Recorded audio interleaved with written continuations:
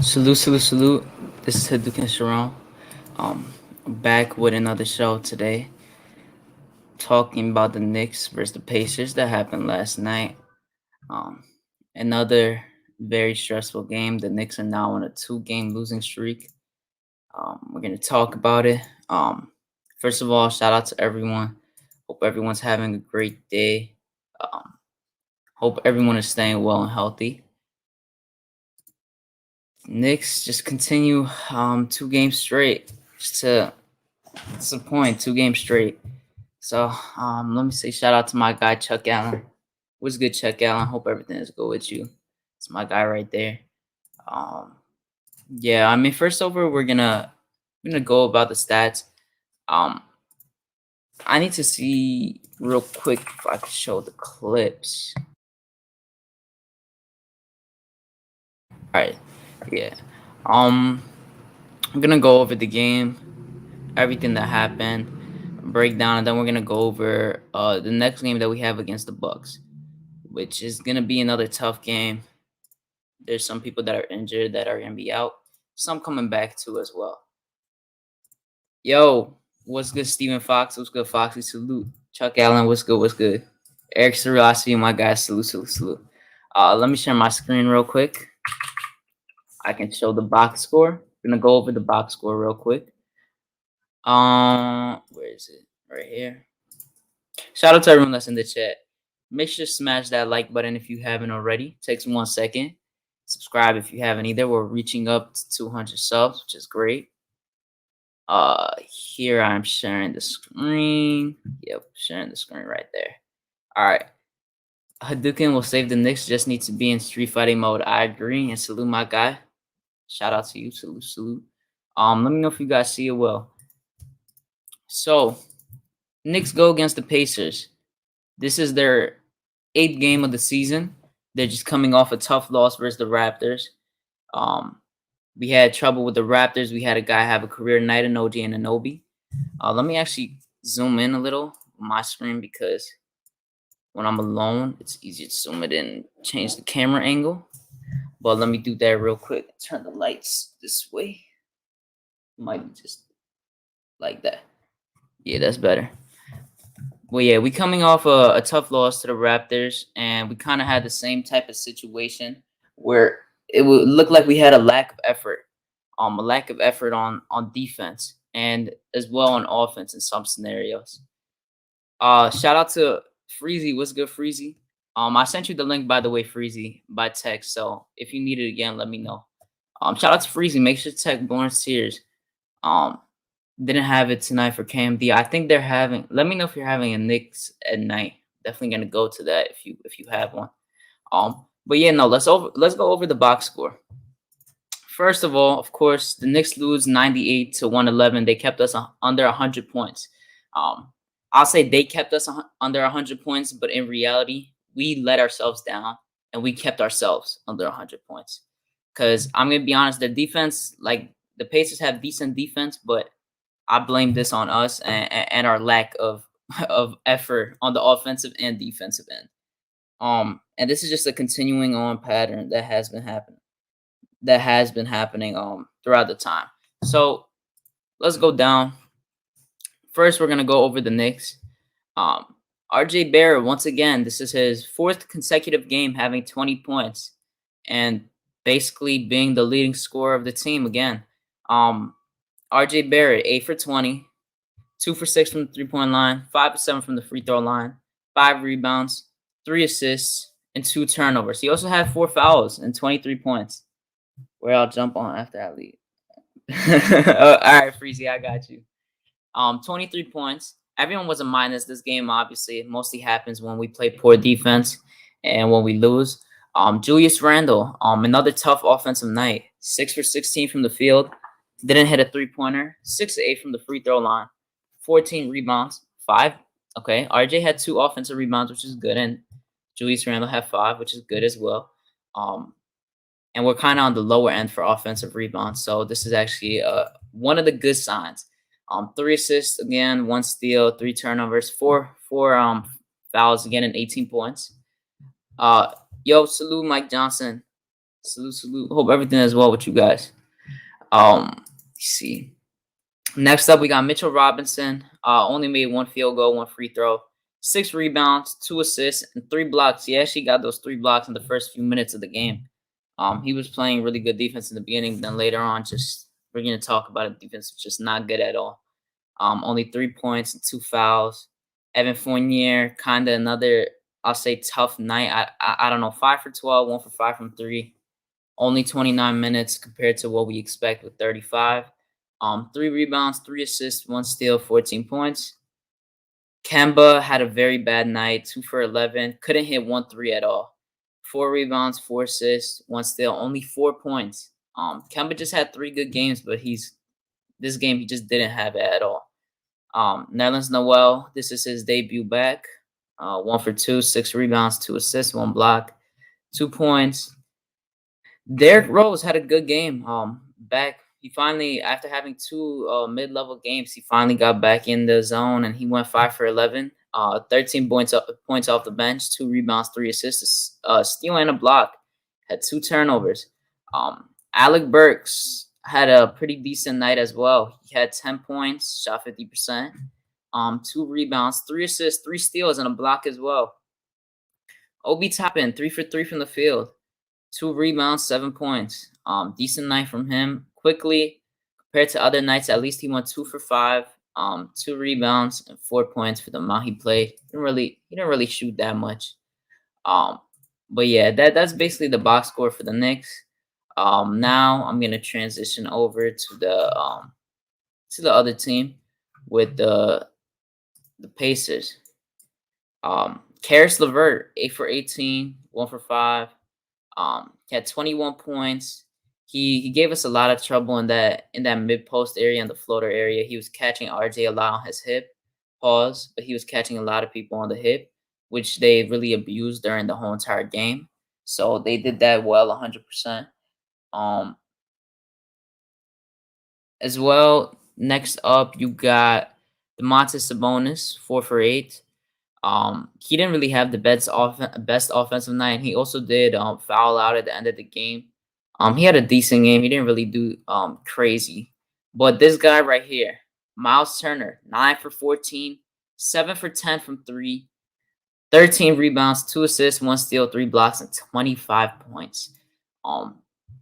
This right here, I just want to know, because I know most of you that are in the chat right now were in the pregame show that I did earlier on in the day yesterday. I did it for about 2.5 hours with Cully. I had CP on for a little Spreewell, and I broke down some gameplay and the way the Pacers been playing, and we did exactly what I said we don't need to do and what they have been running. Miles Turner was left open for every single 3 that he shot and made. Why does my camera look like that? But my camera's like bugging out right now. I don't know why. I'm gonna try to fix it. But yeah, just like I said, they've been doing what I told them not to do yesterday. Yo, Quiet Money, salute Quiet Money. I see you. Next up, Chris Duarte, the rookie, 4 for 9, 5 rebounds, 1 assist, 2 steals. He had 10 points. Solid night for the rookie. Malcolm Brogdon, 6 for 12, no threes. He's coming back from an injury, but he almost had a near triple-double with 17 points. Torrey Craig, someone I wish we picked up when he was a free agent. 5 for 9 from the field, 2 threes. He had 7 rebounds, 1 assist, 2 steals, 12 points, and he played great defense. He's a good defensive player. Yo, Sincere, what's good, Sincere? Kemba's defense is horrible. Yeah, we're gonna talk about that. There's so much to talk about this game. Brogdon and Duarte are a bad matchup for Kemba. Too much size, length, and strength. Yeah, they were abusing. They were really abusing him. C-Mac, salute C-Mac. What's good, C-Mac? We lost the game because of 2 words. Tom Thibodeau. Okay, interesting. A lot of takes about this game so far. D-Raz, my guy D-Raz. What's good, D-Raz? The troll, what's good? Hope everything is well. Next up, Justin Holiday had an awful night. 0 for 7 from the 3. I'm not really going to talk about him much. He didn't do anything. TJ McConnell had 6 assists, 5 points, nothing really. And then the others. Caleb Martin was left open for 1 3. He made it. And then Goga was okay. So Goga might have only played 9.5 minutes, But this dude Goga, he was drafted in 2019. He hasn't been used that much. But Goga, when we were making big runs and we were coming back into the game, they kept leaving Goga Bitadze open at the 3-point line, and he kept making it. And it just kept cutting back and making us try to get back in the game. It was very irritating. Pissed me off a lot, to be honest. So yeah, that's the box score. Next up, you already know. Summary. I'm just gonna look at the summary real quick. They outscored us by 14 in the first quarter. If you didn't watch the game, they started off on an 11-0 run. We looked horrible. We got back in the game, and then we let them take distance again. We outscored them the next 2 quarters with a combined 9 points. Kind of came back into the lead. We never actually got the lead back, but the lowest we actually got back within is 2 points, and then they outscored us in the fourth quarter again. You see right here, the biggest lead was 15. We never led in the game. We never came back. It just was horrible. I'm gonna look at the game charts right now. Let's see how the game charts are looking. Second. Sorry. Let's see the game charts right here. Yeah, like it says, 11 was the longest run. Nothing really happened. Zoom out from here because this one kind of zoomed in. All right, so as you see, the Knicks got outscored. They got out hustled by rebounds by only a few. It's not too much. Three more assists.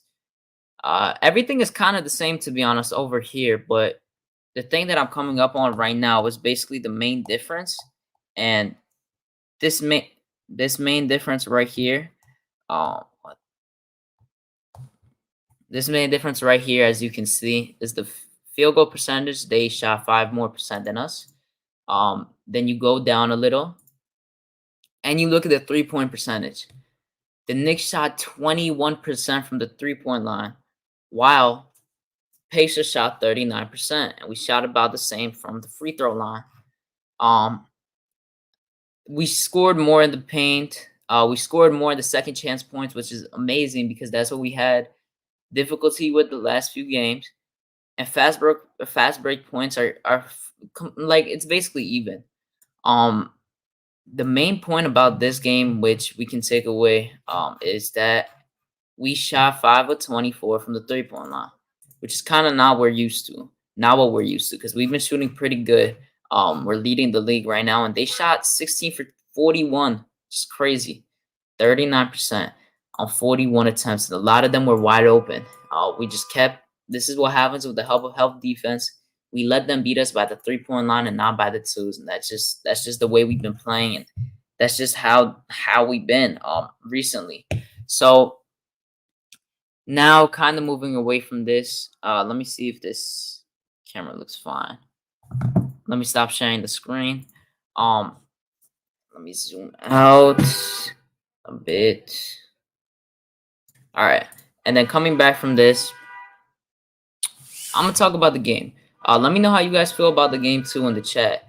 Shout out to everyone that's here. Teams have realized we run a quasi zone and foul Randall Lau. Once he stops getting calls, you can get in his head. That's the problem with him. Okay. I mean, I will say that he still didn't have the best of the games. His body language was better, though, I will say, than the last few games. Expect teams to copy the Pacers' defense strategy and run us off the 3-point line, forcing us to drive to the hole to deal with shot blocking bigs or take mid-range jumpers. Yeah, 100%, because the Knicks, they usually like recently they've been shooting a lot of threes and they've been making a lot of threes, and I think everyone that watches the Knicks knows this, and that's just their game plan they've been running with. But we've been trying to shoot threes. We've been getting a lot of open threes, and we've been just finding space to make that happen. In this game, it just didn't work out. Pacers did a good way of not letting us get our open shots we wanted. They did a good job contesting and forcing us to go in the paint, which we did outscore them in the paint, but we just had trouble doing so with Turner and Sabonis stuck in there. YL salute. I need to. I'm trying to see if I could show any plays, but the stuff didn't come out yet, so I might have to show that tomorrow. But with the way that we've been playing recently, the defense has been atrocious. The defense just hasn't looked good at all. Guys aren't getting back. People are showing lack of effort. It's not as good as it used to be. We could just look at how it's been the last few games compared to last season. Last season we were top 3 in defense. This season so far we've been top in offense. So it's like a complete vice versa. We gave up defense for offense, and it's looking like it's killing us these last 2 games. We have been able to actually tonight. Last game we really weren't able to score. Our offense got a little exposed, but we just like all around it was just a horrible game. Horrible game. Let me read what people are saying.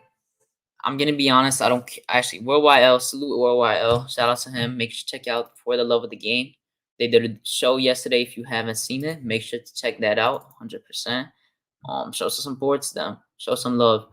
I'm gonna be honest. I don't care about body language. KD has awful body language recently, but who cares? You know why? I don't care. And no one else does because he's KD. I've been watching KD. KD hasn't had bad body language. I haven't seen any bad body language from him. He's looked fine to me.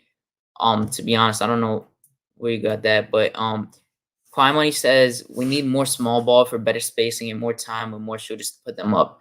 That's our strength now. We need more small ball for better spacing. Thing to me is I get it, and people want Obi to get more minutes. I know Obi was 3 for 3. He made a layup, a dunk, and like another layup. But I'm gonna be honest. If we did run small ball, they would abuse Obi in the paint. That's just what it is. It's a give and take. And the defense is already bad. So if you're making it worse, you're kind of killing yourself at the same in game. You're killing yourself at the same time. So I don't really think that's the best idea to do against them. We like anything we would have done yesterday would have just been an L for us because Miles Turner was just big trouble. And even if Randall switched to Turner, which would probably have been better, Sabonis would have probably killed Mitch because Mitch isn't the best with guys that can work in the post that well. They just didn't do a good job. We did a film breakdown yesterday. Cully was here. We were talking about it a lot. We broke down what was happening, and I said that we can. I'll give like yesterday. I'll tell you right now. How many threes that Sabonis shot? Sabonis only shot 1 3. We left him open a decent amount, and I said he could shoot whatever he wants, but do not let Miles Turner open. And guess what we did? Gave him 10 open shots, and he made 7 of them. He had the highest scoring in his team. He was the highest scorer.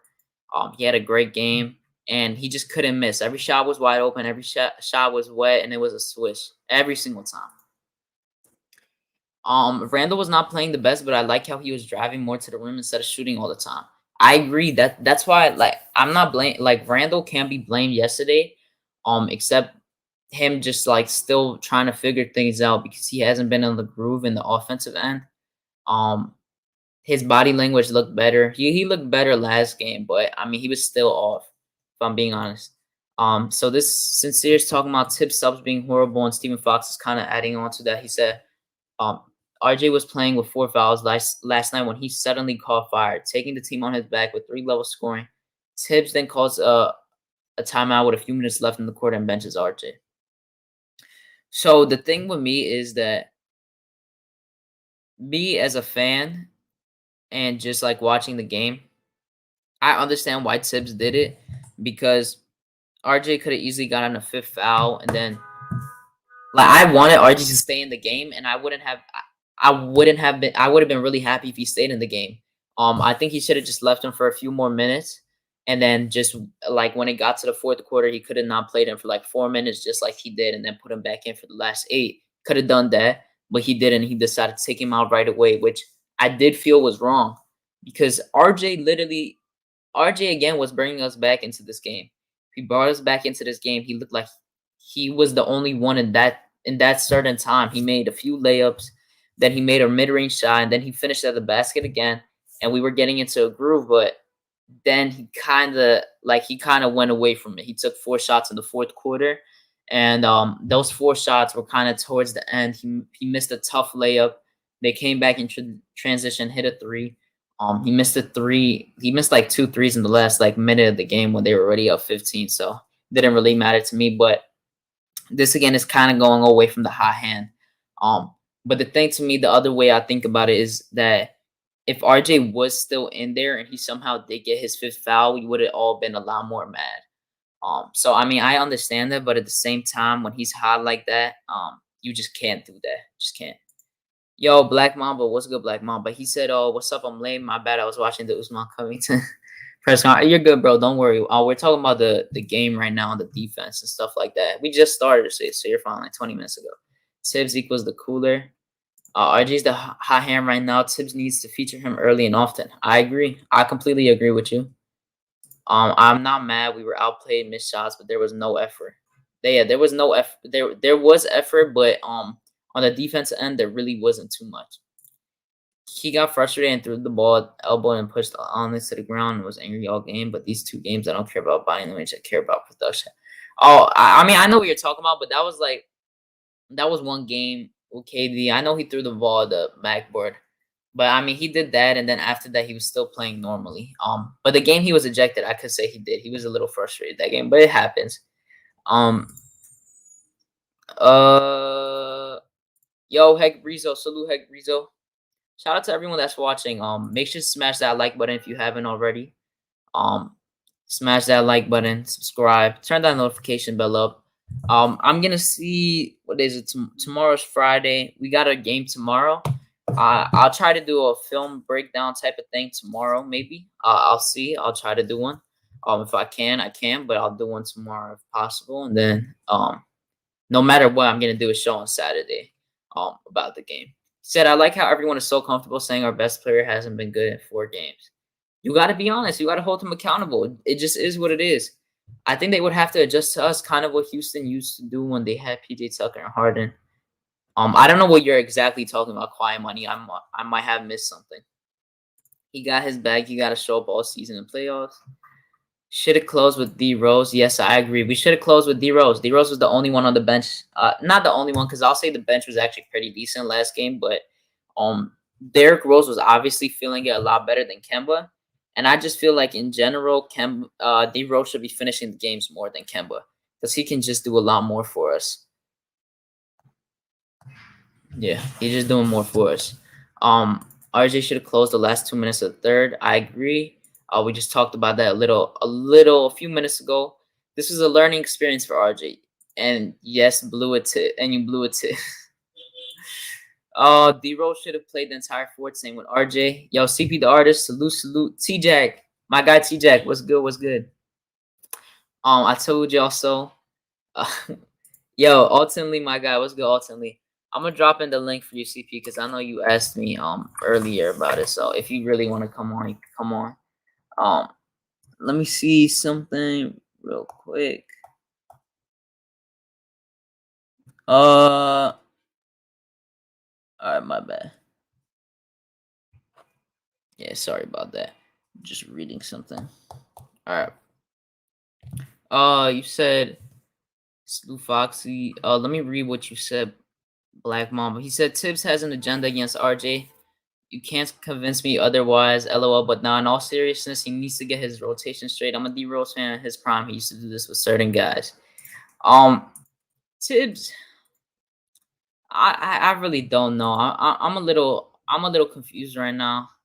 I don't really know what's going on. I'll say that the rotation yesterday, I don't think it was like too big of a problem.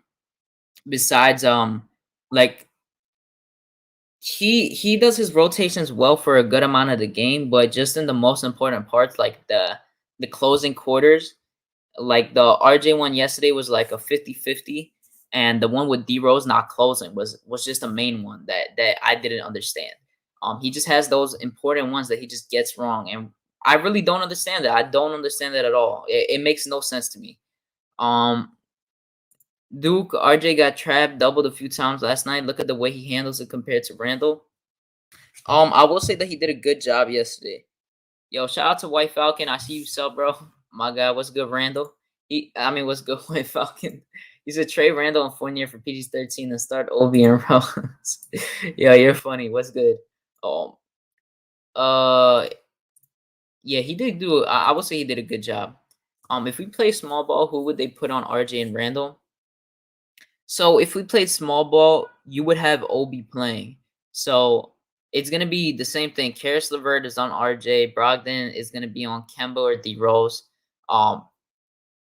Duarte would have been on Fournier. Randall would have had either Randall would have still had Sabonis, and then Miles Turner would have had Obi because Obi still plays on the Obi would be playing on the outside, but it would probably just open the lane a little bit more. That's probably the best thing that would have happened if we did that. But I honestly, I'm gonna be honest with the way Obi has been playing. He hasn't really been shooting well from the 3-point line, just like Stephen Fox has been bringing up. He's shooting less than 20% from the 3-point line, and less than 20%. So, and the big thing for me coming into the season was him shooting like 35%.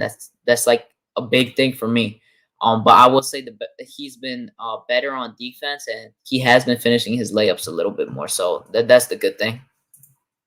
Be civilized. What's good? Be civilized. Hope everything is well with you, Frederick. I see you too.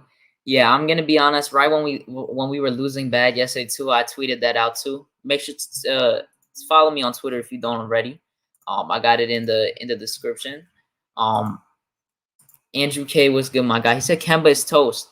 We're gonna talk about the Bucks game after too, but for now, I just want to talk about this game. Break it down a little because it just wasn't a good game at all. Duke Tips got to stop the only playing units thing. One of our best players got to remain on the floor. RJ had LeVert 3 or 11, then he got cooking playing minutes versus Burks. Yeah, I agree. Mitch and a number 1 pick for Miles Turner, Randall and Kemba for Jaylen Brown. Jaylen Brown would not be traded for Randall because they don't need a player like Randall next to Tatum. First of all, plus I'm not trading Jaylen Brown if I'm the Celtics. To be honest, I know people are like trade Jaylen Brown for Beal. Like that's what a lot of people think is gonna happen, but that would be an L for them. L. White Falcon said, "What's good? You know we need a bad small forward. Get Randall and Fournier out of here." I'll be honest. I have been saying before the season that PG was going to be having an MVP type season, and it's looking like he's having that right now. We should make a run at James Harden. If the Brooklyn thing crashes, a big lefty 3 of Randall, Harden, and RJ would be formidable. Harden being a lefty can see, unlock, and teach Randall and RJ. I'm going to be honest, there's no way in anything that Harden is coming here. He said he's most likely going to stay with the Nets, and if it's not the Nets, he's going to Philly. I'm gonna bring my guy, CP Dardis here. He's obviously gonna rant about a certain person who you know. But salute to CP Dardis. What's good, CP?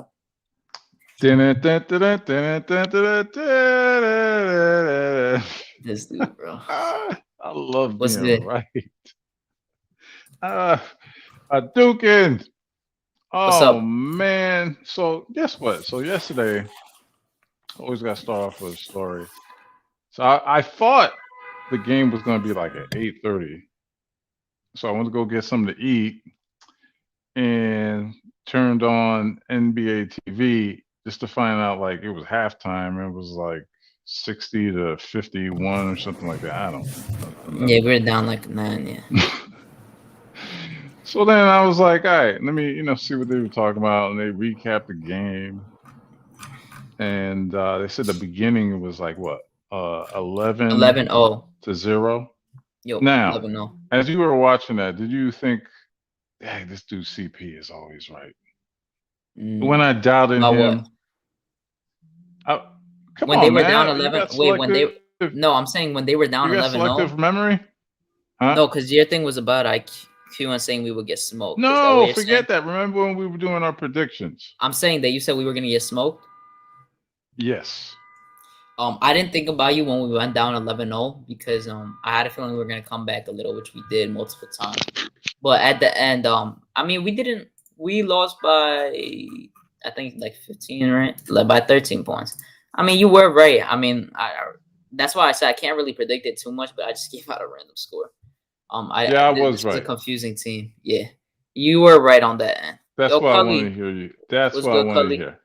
How's my audio? Because is fine for the most part. It's good. All right, cool. Want me to switch it up?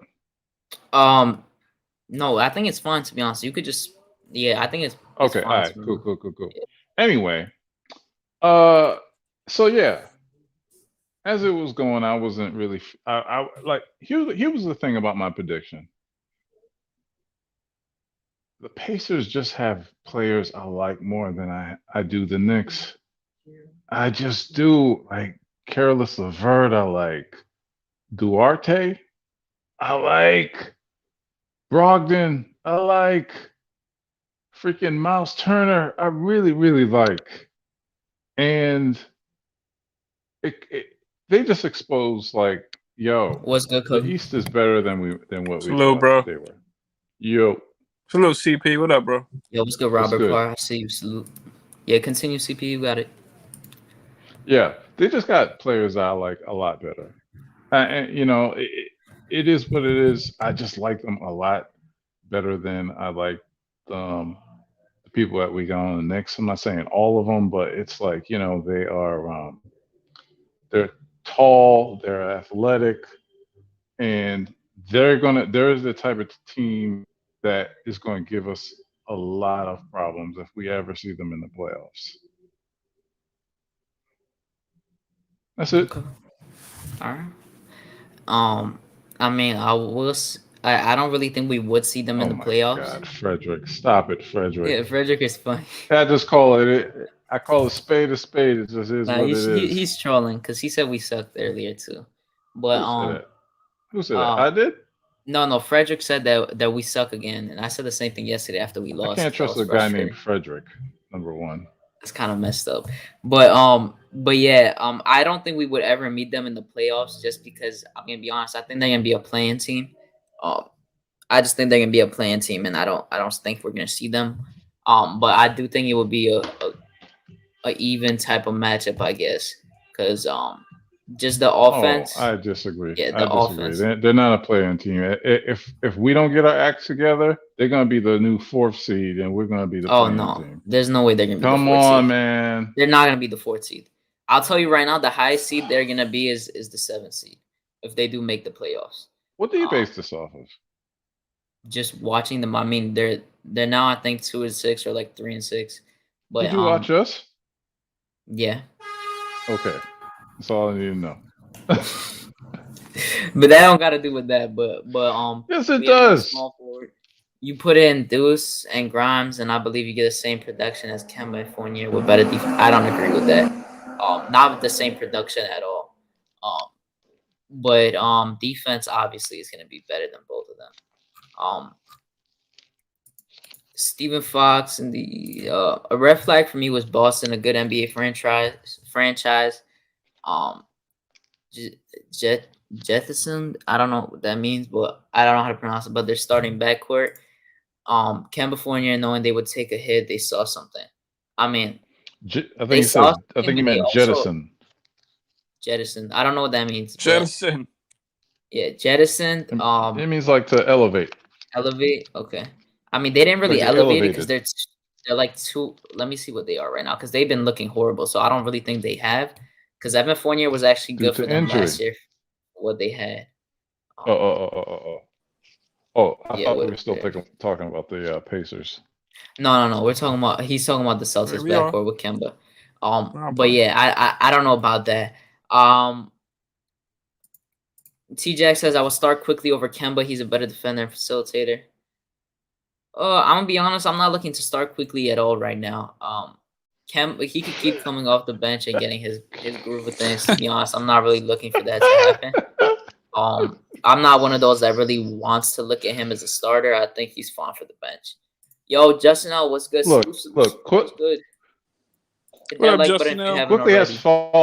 Quickly has fallen off quicker, almost as quick as Bing Bong. Yeah, Bing Bong is just. Yeah, I could agree. A little Justin L, salute. What is Kemba doing that Duce can't? I mean, the thing is, you're talking about a rookie versus a vet, so I'm not really playing him over. But I will say, if this defense continues to struggle, you have to find space for Deuce or Grimes or Knox maybe to put in for the bench, if anything. Let me explain something. Can I explain something? Yeah, you can. Go ahead. Kemba's defense isn't bad because he chooses to be bad. Yeah, obviously he's bad because he's food for everyone. 6 foot even. Oh. He's 6 foot even.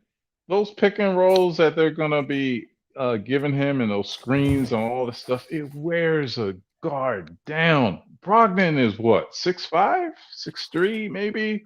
You know what I mean? 6'4", something like that. Yeah. 6'4", right? Brogdon is a stout guy, right?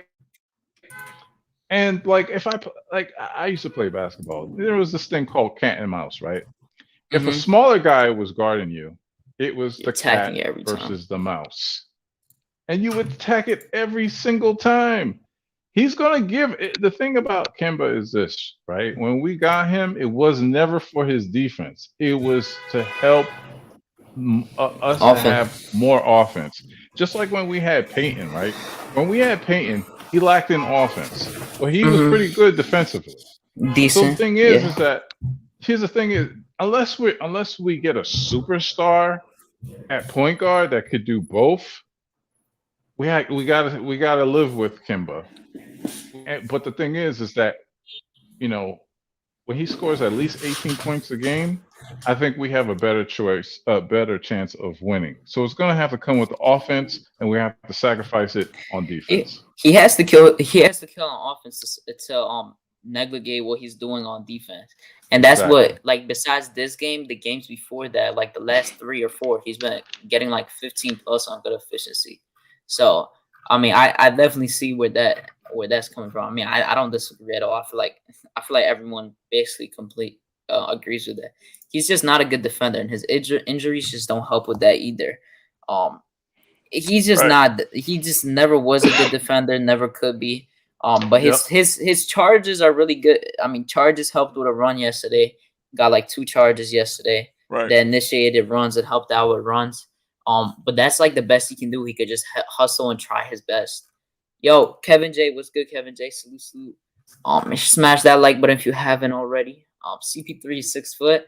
I mean, no, CP3 is 6 foot. No, he's not. Please look this up. 6'2" or something like that. Yeah. Wait, who? I'm 6. CP3. Oh, he's not. He's no about 6 feet. foot. Yeah. No, he's not. CP's about 6'5", right? Oh yeah, he is 6 foot. Please look. No, he's not 6'5". He's please 6 look foot. at. Can we verify? 6 foot. No, CP the artist is about 6'5". No, not CP the artist. We're not talking about. My fault. My CP3. No, CP3. Yeah, he's 6 foot. I thought he was like 6'1". No, yeah, 6 feet. Please look that up. Please he looks that. I mean, he's really about 6 feet. He's 6 feet. He's about 6 feet. What do you think? What did you think he was? Then Kemba's at least probably 5'10". 5'11". I'll say. Yeah, Kemba's about 5'11". Yeah, Kemba's not tall. Okay. All right. Yeah, I know he ain't tall. I mean, that's not crazy to say. I don't know. It's not that much of a difference. I mean, they look kind of the same exact height, to be honest. Are you serious? Kemba looks small. He looks small to me. He looks small compared to everyone else on our team. Pause. Right. That's not why Davion Mitchell 6 foot even has nothing to do with height. Yeah, he's just injury prone. And he's just never been known as a defender. He was just drafted 10th, and he's been playing great defense. He's 6 foot. Was it 10th? You don't need a superstar. Yeah, by Kings. You don't need a superstar to do both. With as much the ball is in Randall's hands, all you need is a 3 in DPG. We do have a superstar PG. Was that White Falcon? Nah, that's what Hagen Breeze will say. Oh, stop it.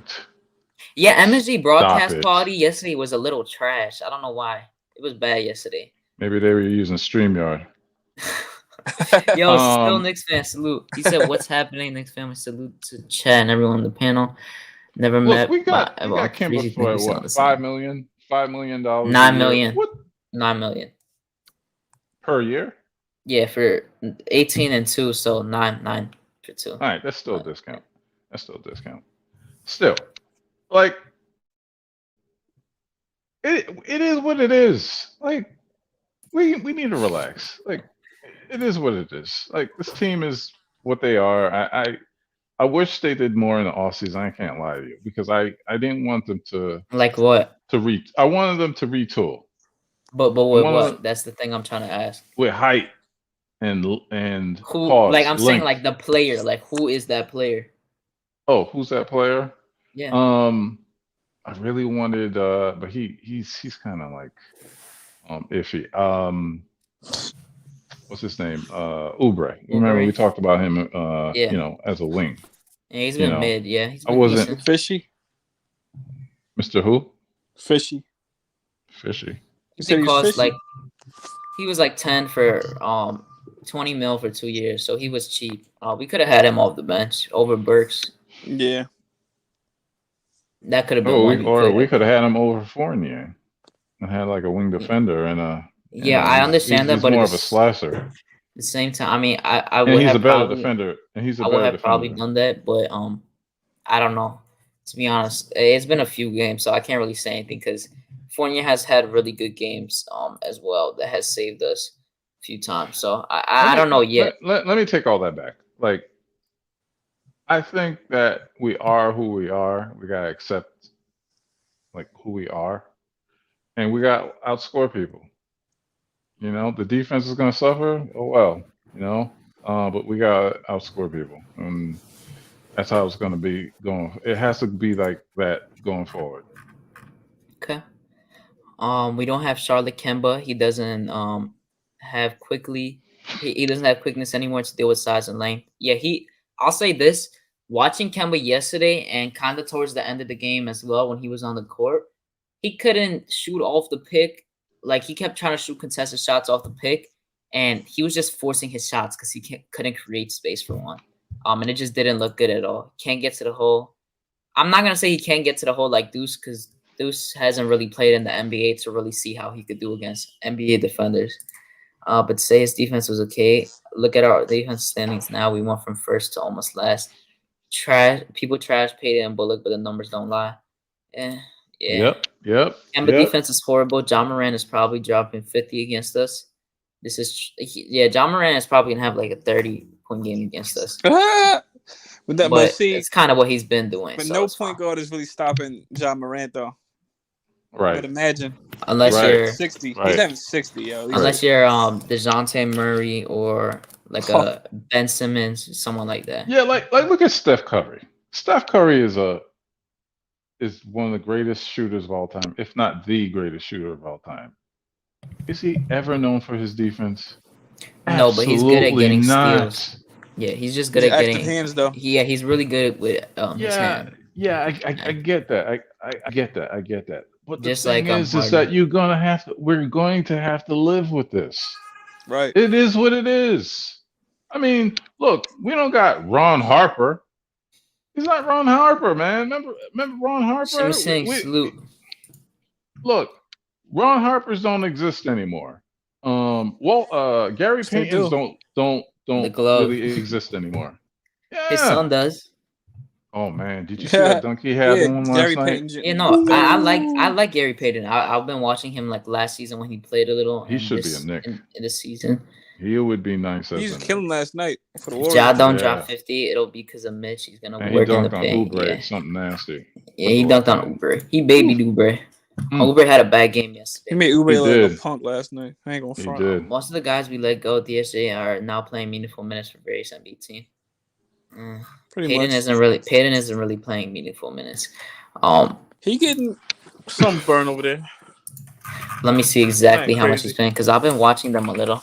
He's been. I look at his game like all Payton possessions. He's averaging 15 minutes a game. So, I mean, okay.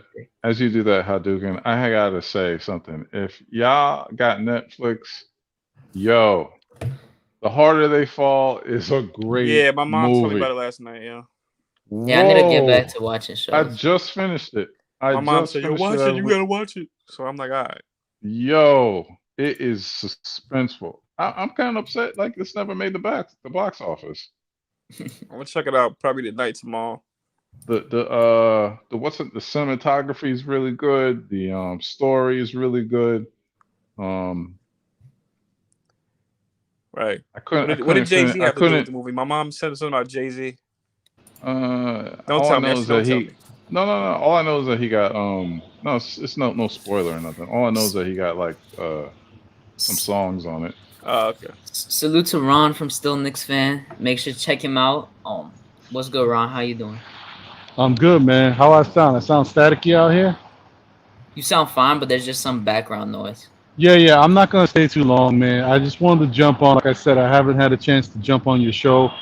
And just wanted to say what's up. Salute to the chat. Salute to the panel. Cully, yourself, Hadouken, CP, the man who apparently we share the same voice.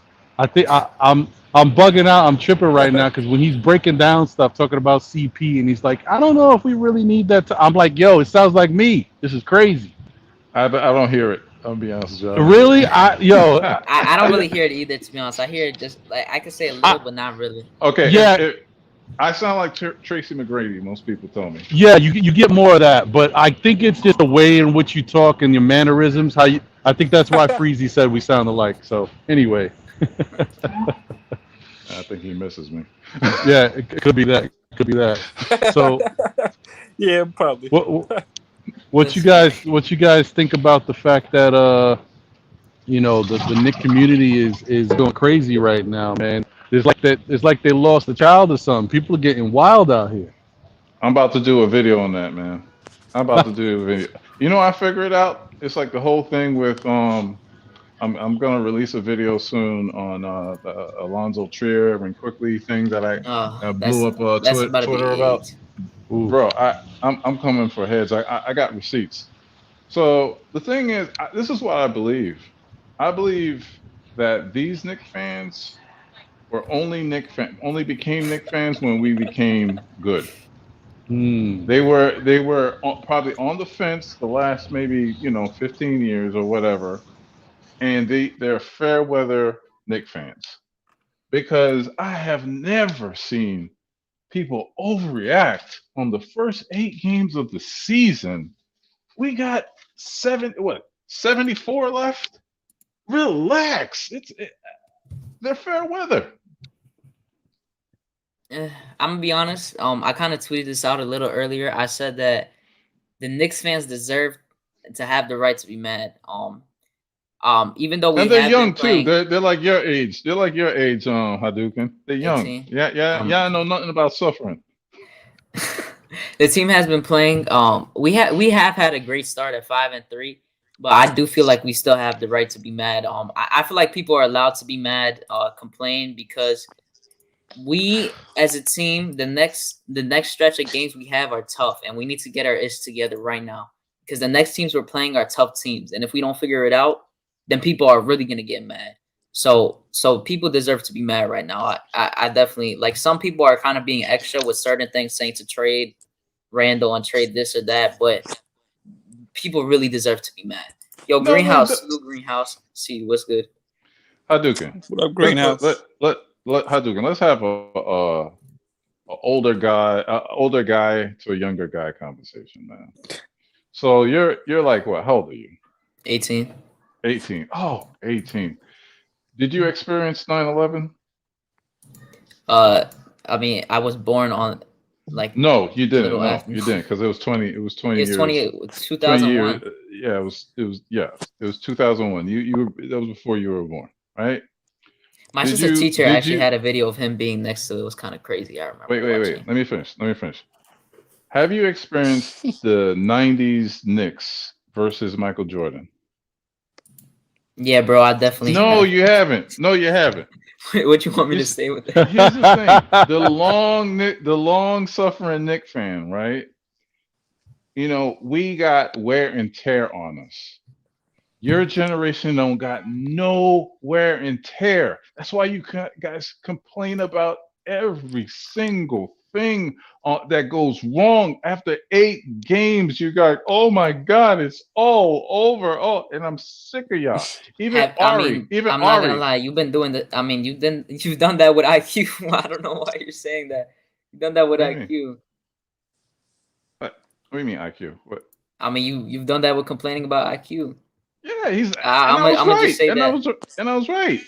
But let me finish, right? Like Ari from Manhattan, right? Everybody knows Ari from Manhattan. Everybody knows me and him went back and we go back and forth for years. I have no idea what that is. I'll be honest. He's on Knicks Fan TV, and he's like, he complains about everything.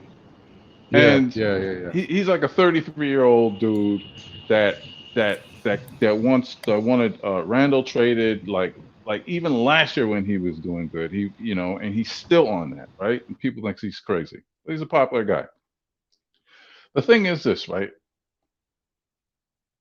The impatience of a Knicks fan, right? I've been a Knicks fan for 35 years. 35 years. I've seen it all. I remember when Patrick Ewing was drafted. I remember the hype of city and all that other stuff, right? The thing is that there's not enough patience. If I went through 35 years times 82 regular season games, so, there was a lockout game with the 50. There was only 50 games, and then we had the thing, whatever. I've seen it all. So if I've seen it all, right, I know what to expect. And one thing I'm not gonna do is like what I tweeted out today. I said, you know what? I'm not gonna press the panic button until mid-season. That's when you press the panic button. That's when everybody should press the panic button, because you kind of know that, you know what, it's over. Let's tank whatever and call it quits. That's it. Okay. I mean, he has a good point though there, Hadouken. I will say a lot of people they don't know the ledge. Everybody's jumping over the ledge real quick. I understand that. There's a difference. Go ahead. Yeah. Oh no, go ahead, Hadouken. Wait. No, you could go because you said you needed. No, you could go with your take. It's fine. Could we? No, I was just saying, like, you know, he's right in the fact that the 90s was rough for a Knicks fan. We had a really good team and everything, watching the games and having to deal with the heartbreak of the playoffs. Like having a good season every year and then dealing with the heartbreak of the playoffs was rough. So, yeah, this is really, I'm just excited that we got a good young team. I'm excited about what's happening. I know every game is not going to be great. And there's going to be a lot of ups and downs. These dudes don't know how to play yet. I mean, honestly, they played pretty good last year. They made it to the playoffs, but we didn't go anywhere in the playoffs because they haven't been there. They're not used to it. They don't know what it takes. So I'm still excited for it. It's going to be tough. Yeah, you know, it's going to be a good year. Me too. Shout out to Will Salkin. What did you want to say? Go ahead. And let's look on the bright side. All of these contracts are tradable. They're tradable. You know, we could get more stars. We could, you know, we're deep. We could make adjustments. I think one adjustment is in the second unit. You know, and you know. Yeah, we know what it is. Yeah, we know what it is. I don't like Quickly. I don't like him. And now the fans are finally seeing it. Did you see was it Anthony the Nick, I think his name is? I have no idea. Oh yeah, he's one of the guys who you see in like the MSG commercials and stuff. He's a big Knick fan. Anthony MSG. He said today he got on the anti-Quickly bandwagon today. Oh, I had to retweet that. I think I saw it. I saw a few IQ tweets earlier and a lot of Knicks tweets. Let me read this real quick from Will Salkin. He said, salute to Will Salkin. It's my guy. He says, CP, that's not true. Hadouken's generation has only known losing, except for the couple mellow years. They've had as hard as a road as any of us because they haven't seen success at all. I mean that is kind of a good point too as well. I know your point is that you guys have seen it for much longer, but a lot of people my age have been like kind of No. You missed what I said. You missed what I said in the beginning. I said also most of these Knicks fans probably became Knicks fans once they became good. See, you know what I'm saying? Are you trying to say?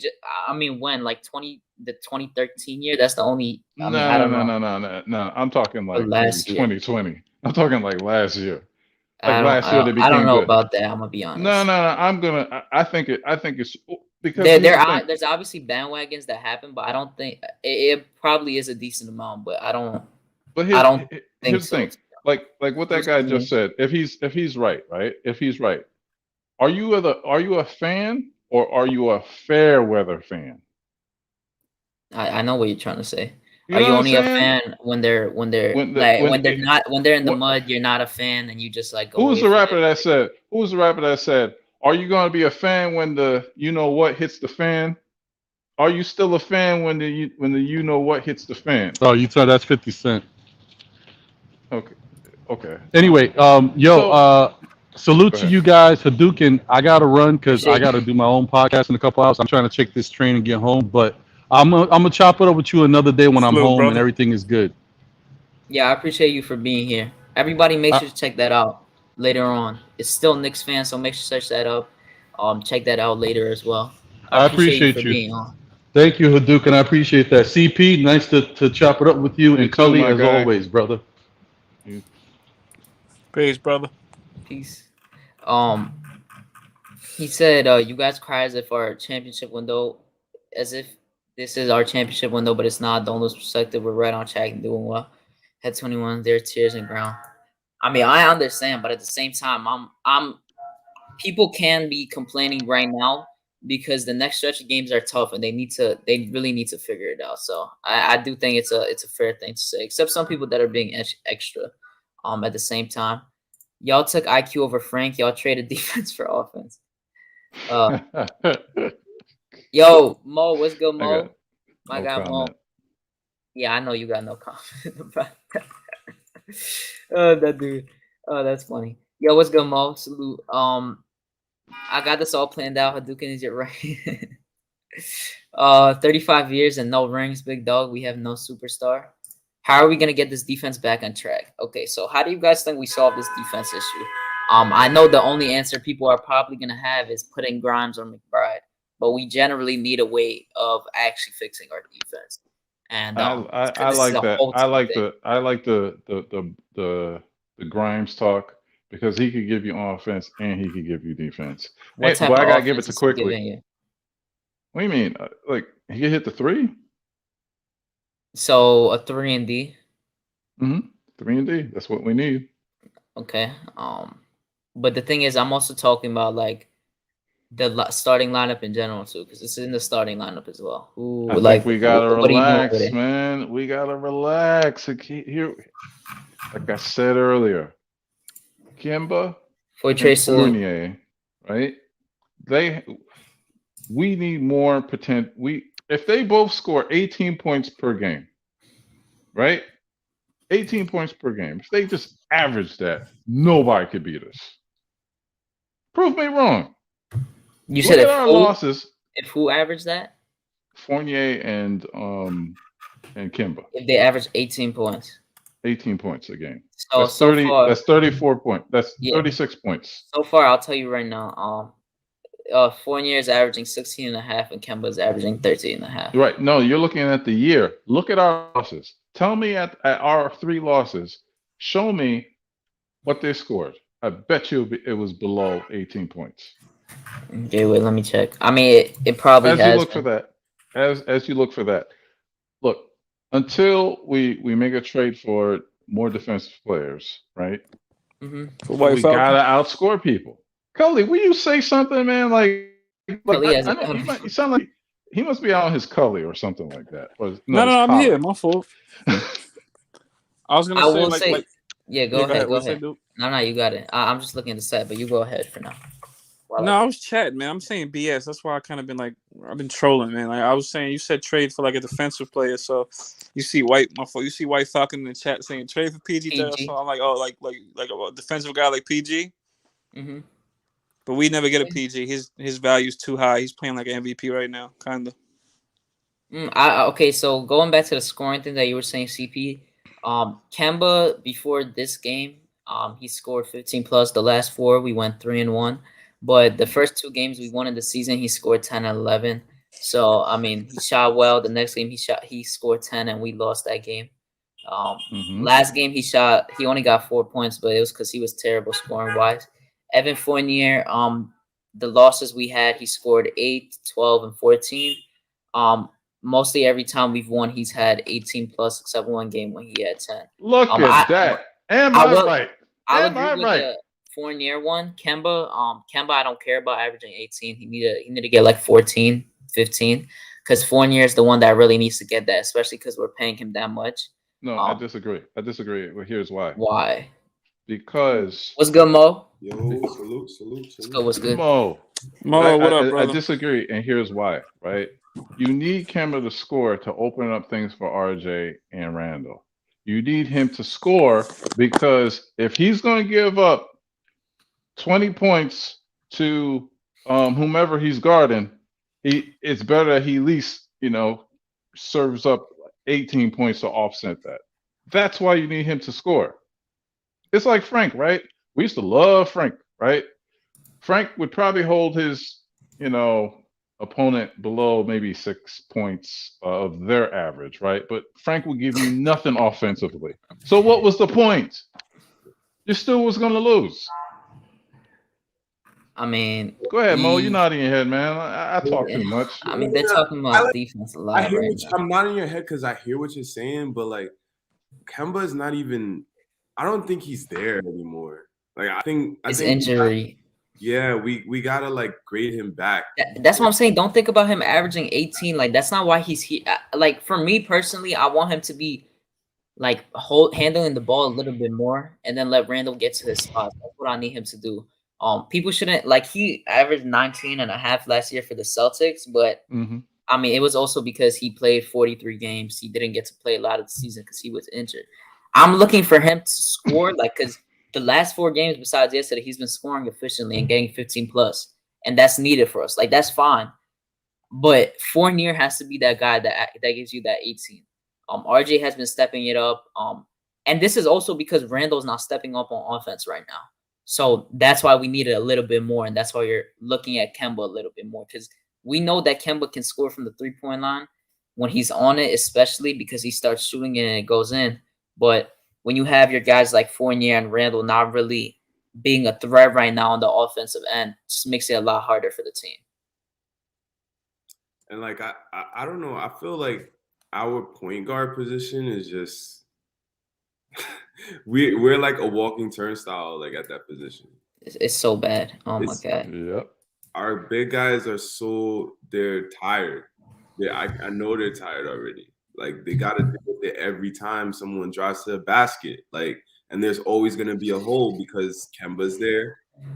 Sometimes Evan Fournier is gonna be a step slow. Like we got burned by Kemba got burned by Van Fleet. Raptors, man. Like RJ and the main ones playing defense, and RJ can guard everyone on the perimeter. Like you see him trying to guard like multiple people at the same time sometimes because guys are slacking on defense. It's just a bad effort thing. Our backcourt has no defense. But let me ask y'all something, right? Go ahead. You guys are focusing on Kemba, but how many threes did Miles Turner have last night? 7 out of 10. Oh yeah, was that Kemba's, man? Is that Mitch's fault? You wanna? Hey, yeah. We could kind of talk about that too because we kind of talking about the backcourt. But if you were, I'm pretty sure CP you were watching, but I did a breakdown earlier yesterday, me and Cully, and I was showing the exact play they were running on us yesterday, and I said let Sabonis be open instead of Miles Turner, and I mean. Mitch didn't do a good job of closing out on it because he was helping too much in the paint, but he just kept getting everything he wanted. He was wide open every time, and he just could not miss at all. Couldn't miss at all. Every time. And it had to do with Mitch being a little off on defense because he was leaving him open, but at the same time, the switches and just the communication were just awful throughout the whole entire time. I'm gonna read a few chats real quick. They said, we don't want to invest in anyone 32 plus. Do you guys think elite players feel juice is in their bracket? Doubt it, not that guy, pal. None of these guys are a bucket. We need Melo and Frank. I keep trying to say the fans on the trade machine that it's tough to say all of our guys are trash and then find the trade for NBA elites. Another GM would disagree. A lot of people are talking about Frank. I know Samir is a big Frank fan, but Frank is I like Frank too, but he's just not that guy. Is that Mo's artwork? Mo, is that your artwork? Nah, obviously not. Yeah, probably not. But what's good, Wilson Dang? I see you. If you guys are new and you just joined, make sure to smash Mo, that I can like sell button. you some artwork, man. I was just gonna ask you, like CP. Yeah, CP is like a professional artist. Smash that my like website. Subscribe and turn that notification bell on. What's your website? Let me actually link it in the chat. What is your website? Yeah, No, link you that. gotta Link do that. that. No, bro. Do it. No, tell me what it is, bro. Come on. All right, cptheartist.com. Oh, that's pretty easy to write. Okay. Brandon. All right, that's good branding. All right, I'm gonna link it in the chat. Everyone, make sure to check that out. Appreciate you. Yeah, But here, and like Wait, let me read a few. Levert went off like Go ahead. Yeah, let me read a few more. Hold that thought. I just want to get caught up. Franklin was on the floor in the last 5 minutes in the tight win. Yeah, I saw that. Brunson has been going off the last 2 games he's been starting. Kemba should be saying to Randall, if you are not pushing for break off or rebound, to be Biggs back or throwing an aggressive outlet, then pass to me to bring it up. I'll set you up to succeed. That's why, like, Kemba should be that guy right now as a point guard to be telling our guys where they should be. Like, if someone is on fire, he needs to be that guy that finds you and gives you the ball. Kind of what Nick G was talking about, kind of what I've been talking about. He needs to be that guy because as the point guard, you need to navigate and, like, break things down. Like that's basically what it is. The team needs to buy in. Mitch had to 2. It's either Sabonis, Brogdon layup. Yeah, it's just tough going against, like, I kind of talked about this yesterday with Cully. It's tough to go against the guys like Sabonis and Miles Turner because they bring Mitch out. So then you have the paint wide open, and he really couldn't guard it as well yesterday. Yeah. As we wanted it to. I miss Frank. Nah, I'm fine. Frank Hive alive. Yo, Chop, what's good, Chop? Salute. Salute, I Chop. think this is RJ's team. What you think? The last 4 games, it has been. I will say last 4 games so far. Okay, so go. What were you saying about Karis LeVert? Careless LeVert, right? Like nobody could guard him. Like last night. You heard about the thing I was saying about the hip thing where he was like holding RJ behind his hip. Pause. He was holding him back there, so he really couldn't contest him that well, and he was getting his floaters and his fouls. And he kind of did that when RJ was out the game too. To everyone, they were kind of abusing it, which Rick Carlisle did a good job of. Oh my gosh! Look, our defense is going to suffer, and all I'm saying is, look, we haven't been scoring like we should. Nope. We're not getting enough from our bench. We're not getting. We're the contributions from the bench are like we don't know what we're going to get. Alec Burke, we don't know what he's going to do. We already know quickly he's in the dumps offensively. The only one who's giving us offense other than Derrick Rose.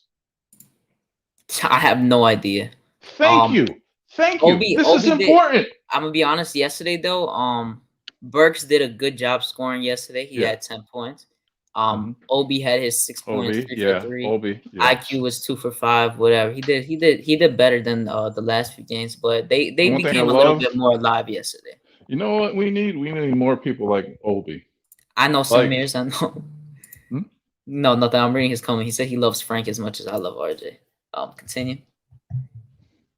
We need more guys like Obi. Athletic, tall, energy, could hit a 3. He can't hit a 3 though. Shooting below 20%. That's the thing with me. Like when people say to put Obi more minutes, Obi hasn't really shown. Like he's been scoring when on the fast break a good amount on his layups, but other than that, his 3-point threat has been horrible, and that's his main thing that he needed to get better at for us to be better on that bench this season. I agree with you, but you're missing one thing that Obi does very well. He's long, athletic, and he hustles. Those do not come up on the stat sheet.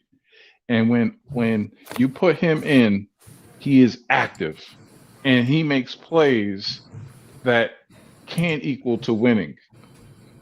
And we don't need him. We don't need him to score 20 points a game. It'll be great. It'll be nice. But he gets rebounds. He could make it difficult for other people, and he brings energy. That counts. Yeah, I mean, I like Obi, and I understand what people were saying. Like with playing Obi more. I mean, he was getting more minutes when Taj was out, and he was showcasing a little more, I guess, with like the outlet passes. But when Rose is not going, Obi isn't doing anything for you. That's what I'm gonna say. Obi is playing a little defense, but he's not gonna score you anything. Nah, that's not fair. He isn't. He hasn't been. He's created his own shot. Like no, he isn't. He scores off of the dribble. What are you talking about? When? I'll say one layup he made last game. One layup he made last game.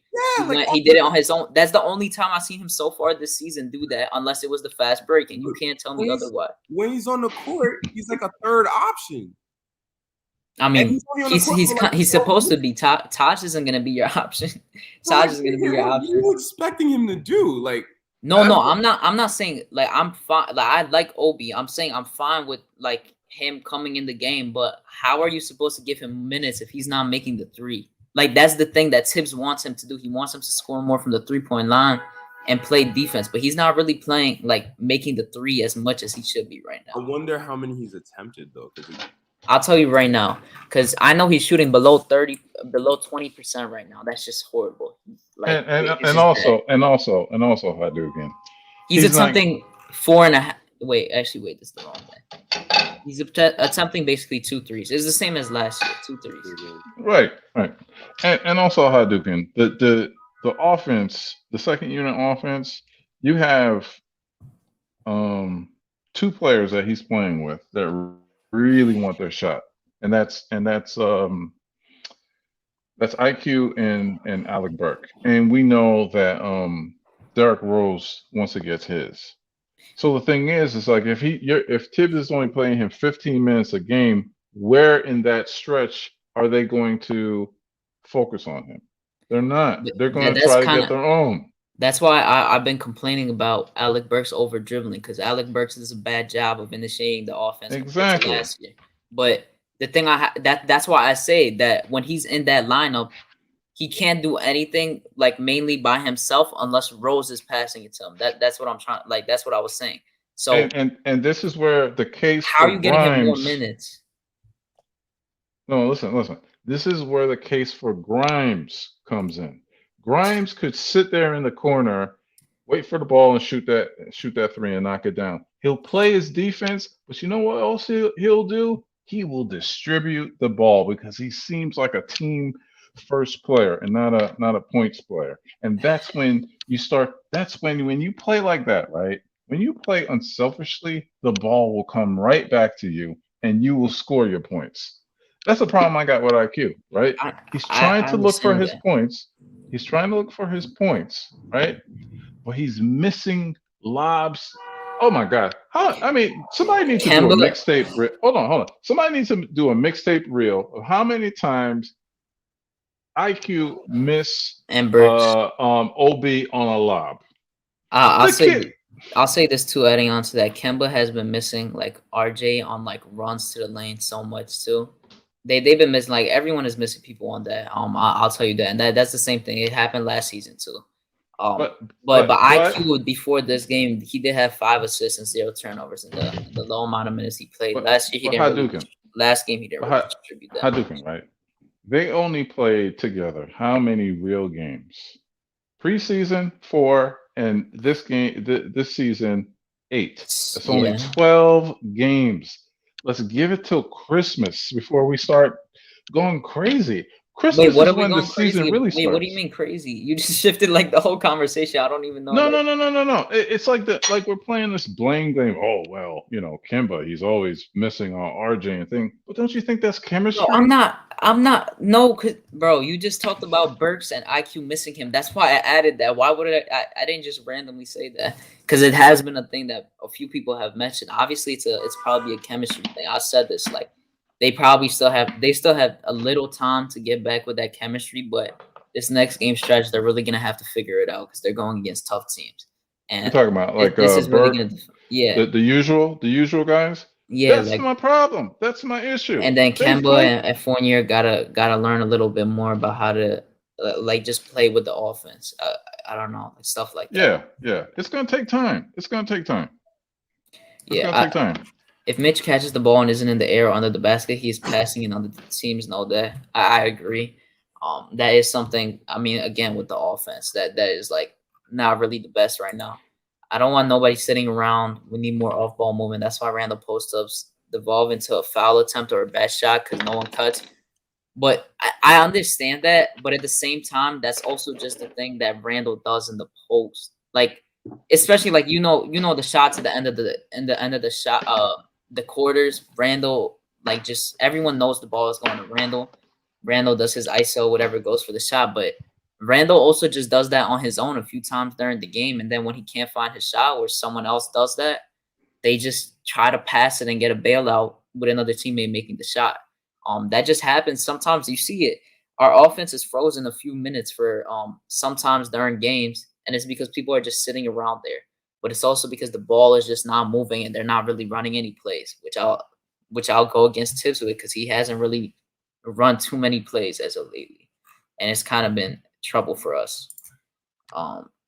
Said the link. Drop the link in the chat.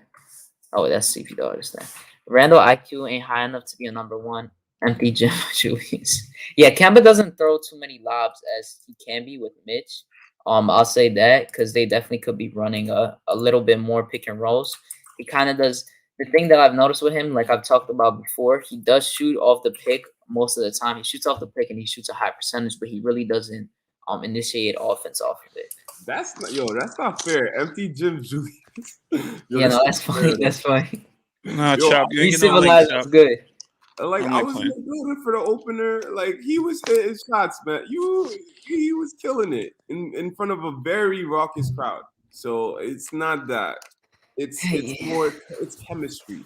That's what it is. He's trying to figure out how to be the number one guy with all of these great players. Knicks Nation was good. Booker D, salute. That he canceled his show today. And we gotta shoot. I gotta shoot. Julius some bell. His body language was better last night. Yeah, that's what. Yeah, I agree. I was saying that earlier. I think we agreed on that because people said in the chat too. Compared to the last 3 games before that, his body language has been better. But his offense has still been like kind of shifted away. Like he hasn't been able to find his offense too much. But the thing I did like him doing is that he was trying to go a little bit more in the paint, which is something that I personally have been looking on him to get better at after the offseason. And that piggybacks off of Mo's point, the chemistry, right? They're really trying to get to know each other, on when to take this shot, when to give this guy the ball, so forth and so on. It's going to take time. It's going to take time, and we got to be patient with it. They're going to get the chemistry together. I think they're veteran enough, they're talented enough to get it together. I remember the last time we were 5-3, bro. Like, everybody calm down. Nah, yeah, I kind of said that, Mo. But the thing that I was saying is I understand why people are mad, especially because when I'm looking at our next stretch of games, that 5-3 can completely change, especially if we don't get our ish together right now. We play better against good teams. We're gonna beat some good teams. Like it's just gonna be tough. Hadouken, who is allowed to have emotions and get away with it? Who? Babies and puppies. They are allowed to have emotions. Okay. Grown men and Knicks fans after 8 games are not allowed to have no emotions and be mad. I'm sorry. That's talk to me. Game 50. If we are out of the playoffs or struggling to be out of the play or mathematically out of the playoff hunt, talk to me then. I don't want to hear no tears, man. No tears. I don't want to hear it. Like I said, I still think it's fair to do that. We should be allowed to have emotions, CP. Yeah, exactly. I don't let's not do that. I know, but yeah, no. We're allowed to have emotions, but we're allowed to have hope too. like don't tell me, right, that after 8 games the world is over. 8 games, the world is over? That's ridiculous. Hold on. The Lakers did not win a preseason game. They were fighting each other. They were fighting fans, and they were fighting other like players. But they're getting it together. Yeah, but you know why they're also getting it together? I mean, they have a lot more talent, and at the same time, they've been playing bump teams the last 5 for the streak. They've been playing bump teams to get their stuff together. So they played the Rockets twice. They played the Rockets twice. They're about to play OKC again. They played OKC already. They haven't played a good team yet. After they've been losing. So they got it time. But listen real quick. We're going on a stretch where we're playing the Bucks. We're playing Philly again. We're playing the Cavs. we're playing the Warriors next. We're gonna play the Lakers, the Nuggets, all these teams, and we can't be like. That's why people are worried, because when we play these teams, and if we play the same way we've been playing, then you're really gonna get worried. That's why the main distress. But Mo, that's why people are gonna get mad and frustrated. Like, that's why you got to look at it from a different perspective. Like, that's the reason I'm a little frustrated, and I was initially frustrated because I'm looking at these games, and if we're still playing this way, it's not gonna go well for us. Like, we're gonna go for a 3. Like, I don't want to see us continue this losing streak at all. Hey, you ever heard of trauma? Trauma is like you went through an event like back in the day, like 20 years ago, and it still haunts you, right? Like somebody came through the door, punched you in the face, and now 20 years later, you're always looking at the door, but nobody's coming in, right? That is the average Knicks fan. It's trauma. So this is why I don't have any compassion for you fair weather Knicks fans who haven't been through the struggle of a 35-year-old or lifelong Knicks fan. No, I ain't. Nah. I'm gonna be honest. This is not affecting me because I ain't no fair weather fan, so I don't even care. That don't gotta do with me. They don't gotta do with me. We know who we are. Yeah, y'all know who you are. You know what I'm saying? You're diehard. But the thing is like, if you're gonna give up on your team after 8 games, how are you really a fan? 8 games? This is not football. This is not matter of fact. I would take this. I'm a Jet fan. I would take this record over the Jets right now. The Jets record right now. Yeah, no, obviously, I don't even know what you would say. Like, you're saying kind of the obvious right now. I'll be honest. The Jets are trash. No, but every time you say, well, they got a right to be mean. No, they don't, man. Yes, they do. No, they don't. You're acting as if you can't have emotions about how the team is playing. Everyone does. Everyone has the right to. But that's overreacting, man. That's overreacting. That's what's gonna happen. The day of, everyone is gonna overreact. Obviously, the day of, people are gonna say some crazy stuff. The next day, they're gonna realize a little bit more. But people still have the right to be a little think about it. They don't have the right. Yes, they do. No. George Carlin says, "Your rights are just an illusion." You don't have no rights. You really don't have no rights. We got laws. We have whatever. You don't have a right to nothing. It's false. Please, somebody say something, man. I gotta go. I'm sorry. Gotta watch this game. I gotta eat my dinner or whatever. But it was a pleasure. I love you gave me content for me to use on my channel. You know what I'm saying? I got you. Me doing the highlights didn't work for me, so now I'm gonna have to show the fire. All right, man. Love y'all guys, man. Yeah, I'm gonna catch you. Appreciate you for being here. You already know. All right, so what? Okay, so he has left, and the ranting is gonna stop. Mo, so let me know, how did you feel about yesterday's game in general? Any points you want to bring about? You too, Cully, because you haven't really talked about it either. Just any main points. Any the defense, the offense, anything that really triggered you or made you mad yesterday. Just go ahead. I'm gonna let my man Mo go first. Appreciate you, Cully. I mean, it was just a lot of frustration with a lot of things that I saw. We need to play through RJ more. I think we all know that. There's the penetration, constant penetration is too easy. It's way too easy to get in the paint with this team. We're not gonna be even a top 10 defense if we keep playing like this. So I feel like every time we got close, Miles Turner would hit a 3. I don't know how. Goga making 3s when we went on runs after being wide open just pissed me off the most. He only played for 10 minutes, but every 3 he made was after we came back into the league. Frustrating. Oh my God. I think we got a problem with stretch bigs. We have a problem with just getting out to the 3-point line in general. But I think with the bigs, I think Vucevic hit that big shot against us in the Bulls game. That was way too easy. And I just don't want to see that the rest of this year. I don't know how we deal with that. we need to be willing to play like, I don't know, Deuce.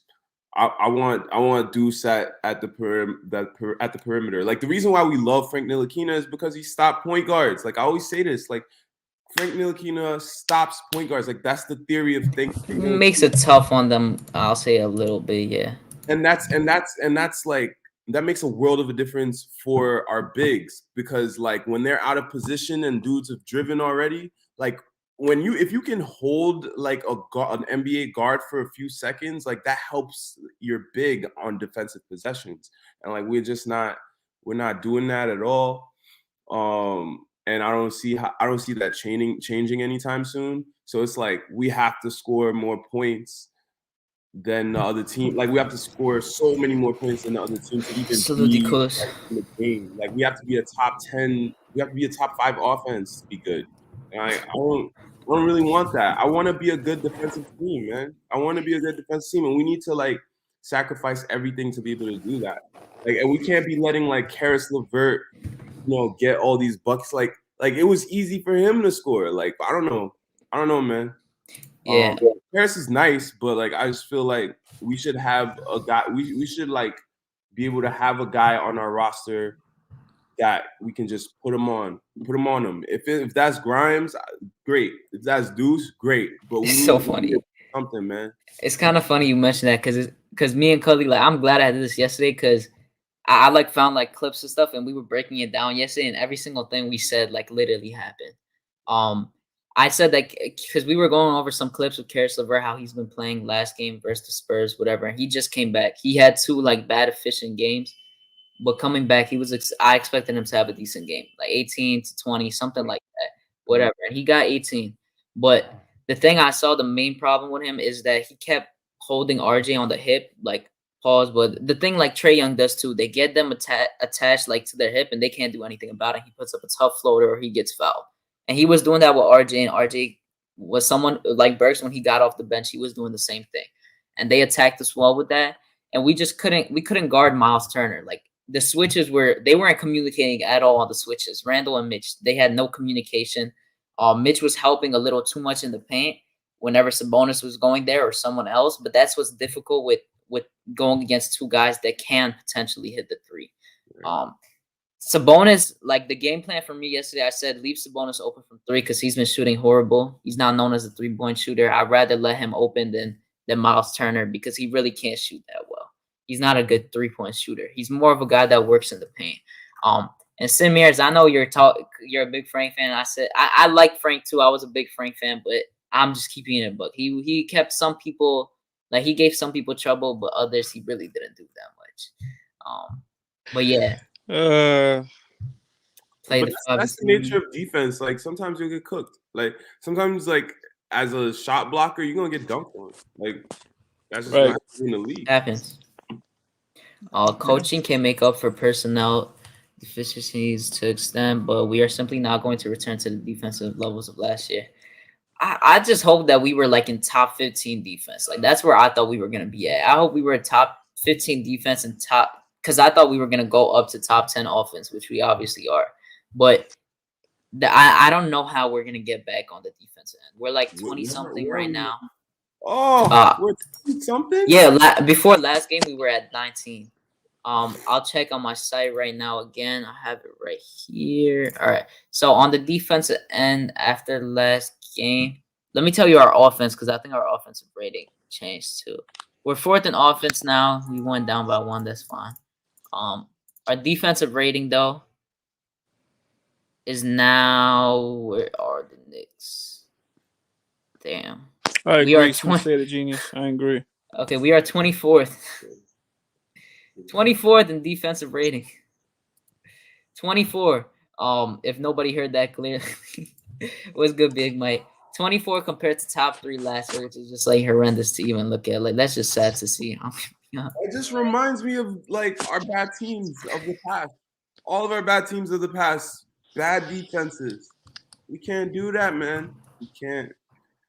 Okay, I'm gonna look at points allowed. Actually, what is our points allowed? We got all this offense, all this firepower on the bench. Like, trade some of that firepower for some defense, man. Give me some Lou Dort. Give me something, man. Right. Yo, it's so bad. Oh my god. Yeah, just like he said, we allowed the 3-pointer so much the defense we played last year with the help of help and just allowing 3-point shooters. So like yesterday, nights like yesterday where they hit more threes was correct. Where they hit more threes, you're gonna expect them to like be close into the game. Now Hagrid, he had a good game his first game, and then the second game I think he had a pretty good game too. But other than that, I can't really like remember like a good. Besides the first quarter of the Raptors game, I really don't remember. No, but Julius the caught game. some bangers last. Yeah, he got like 2 nice dunks. It was But like, I was hyped for the first one. The second one was like cool because we were down like I 15. was fine. It was nasty. He like Yeah. he's high up. They're talking about the draft in the chat. It's They funny. are. Yeah, nah. We see other coaches play their entire bench. Tips don't give a look to see if someone can come in, make a One of my change. favorite comments. That is why I can't say what I'm saying is real. Tips might not be the one. He's right. He's right, yo. I'm just gonna be objective. He's right. I'm not gonna say Tibbs not the one. Let me not do that. Let me not do that right now. 12 of 27. But teams be opening up they bench, man. I mean, like you said, yeah. Yeah, you see how Oh my everyone God. got Y'all can hear me? hyped by the score. Yeah, we could hear you. You're right, Duke. See how everyone got hyped by scoring and threes and simply acted as if they were actually playing good defense. Yeah, I don't know why. Like, I don't know why people thought that. It's like I literally. Oh my God. People were trying to kill me when I said that. You remember in the I don't know if you watched me when I did it in the preseason, but in the preseason I said that the starters had a little lack in defense and they look worrying, but especially the second unit is like it just hasn't looked good on defense and it's been worrying. And that has kind of been a problem. Yesterday they did a better job of it, but other than that, their defense has been so scary. Their best defensive player, and it's sad to say, has been OB on that second unit. Because D Rose isn't a defender. I mean, he's getting chased down blocks. He's doing a little bit like him and Burks got like nice blocks like that, but other than that, he's not really a defender. In that unit, like OB has such a bad rap as a defender, and that's only from like the draft talk.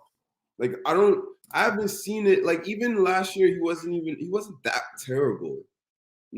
Is anybody with me on this? Because I feel like, dude. No, last year he was.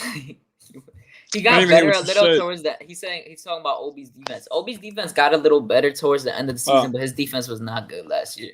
Not good. Now he's a good defender. Now, would you say he's a good defender? No, decent. Oh my God! There's no way you can call him a good defender. Good defender is like so too much. He's moving better laterally. Yes, yeah, he is. That's the thing. I'll talks like Mo. Are you kidding?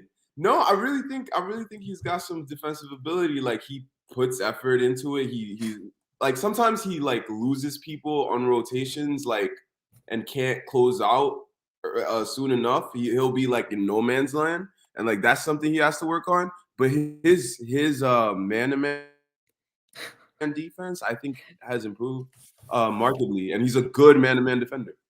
I'm not no OB hater. I was fine with drafting him. The only player I actually wanted in the top 10 was LaMelo. But I'm not no OB hater. I was fine with drafting him. I just didn't want to trade over him. But I'm just telling you for what it is. OB is not a good defender. If he was a good defender, you would have seen him yesterday against Miles Turner and Sabonis at the end. Because the reason he wasn't there is because he can't really help out with that too much. Compared to Mitch. I want to see him play the three. Oh, I'm sorry. He would get killed on the three. We'll see. Like I want to see it. We need that athleticism on the court. That's why, like we're missing athleticism when we're missing defense. I just feel like why not? Why not try? We need to use our depth, man.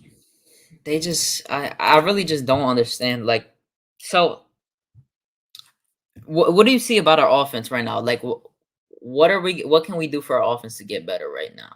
In the current state, because last game we scored below 100. The offense was like the only one that really was really good on offense. I would say is RJ. Was the only one that actually was scoring multiple times in a row. He was kind of bringing us back, but I haven't really seen too much offense from us. We gotta let dudes play point guard. We can't. Julius has to let dudes play point guard. Like he can't be the initiator like too much. Like I don't like it because he holds the ball too much and he's not. I don't know. I feel like he's using it like kind of as like an ego thing at this point. I don't know. I feel like there needs to be better point guard play, and that's by letting the point guards do their job. We gotta hit shots. We do. Absolutely. We didn't hit shots last night. Like, we just didn't hit shots, yo.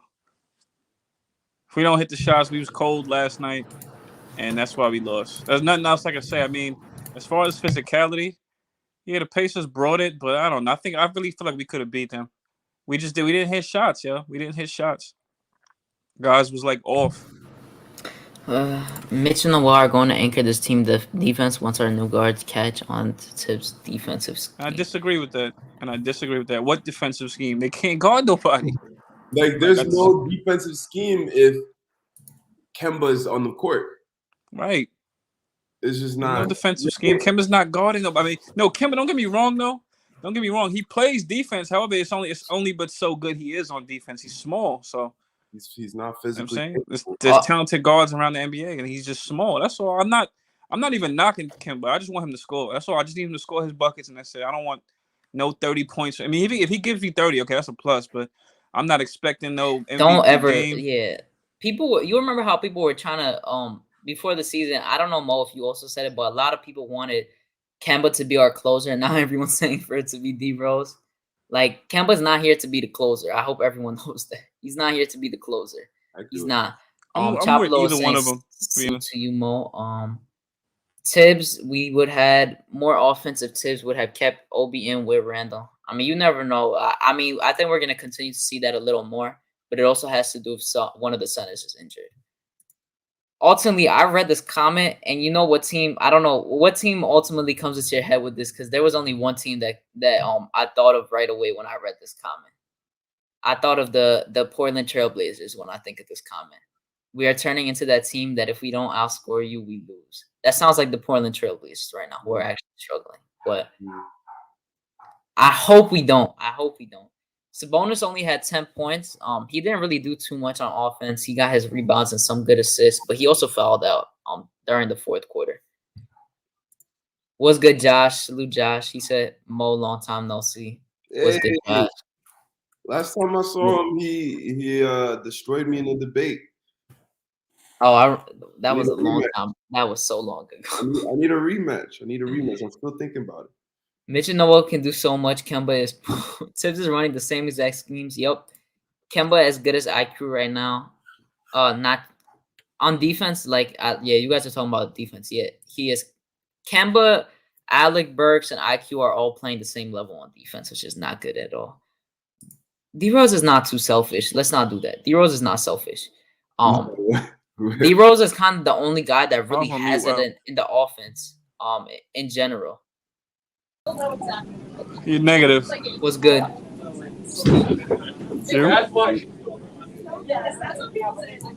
you new? He real serious about this. Oh, you on the train? I was just on the train. I don't know who that is. Who is that? No, I know. I'm just saying that was authentic New York. Oh yeah, no, he's lagging. He's on the train right now, so there's no way. Yeah, I was just on there too. That's what's funny. But yeah, no, and I was saying before I got kicked out, I was saying, yo, we got to use depth, yo. I'm just saying. I mean, I may not disagree. I mean, I may disagree. I don't know. Granted, teams, coaches, they narrow it down come playoff time, but you have 15 guys for a reason. Like, that's just sometimes some guys may not have it. It's not to say that you go away from your scheme, but some guys just don't have it, and some guys do. Some guys be ready to contribute. That's just how it is, man. I know Tibbs don't play rookies. I'm not saying guys are saviors, but yo, we have depth for a reason. We have third stringers for a reason. Somebody might have it going, yo. I'm just saying. Somebody might. It may even be Knox. People may not like Grimes and McBride. Maybe Knox may have a good 18 points in him, 18 to 24, just lighten up. You know what I mean? I don't know, man.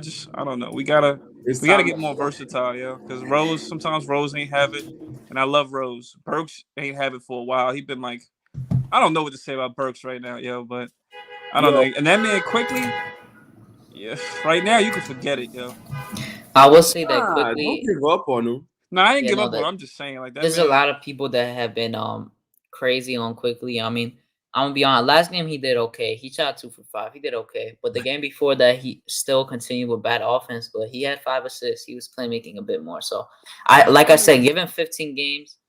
See how he's doing. Just give him like a little bit more time. His defense has gotten better. Yeah, I'll say it got his effort on defense. Yeah, he's more. Yeah. Randall played 40 minutes per game last season. If you let Knox play, okay.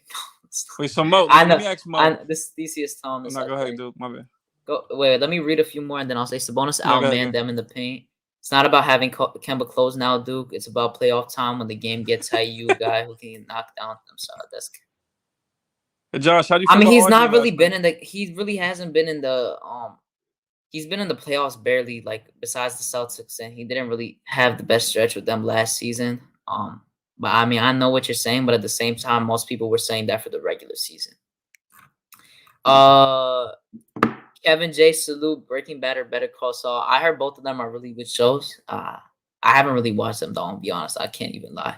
I need to watch them though. You If gotta he watch was the that show, good, You. he would be better. Still talking about Knox.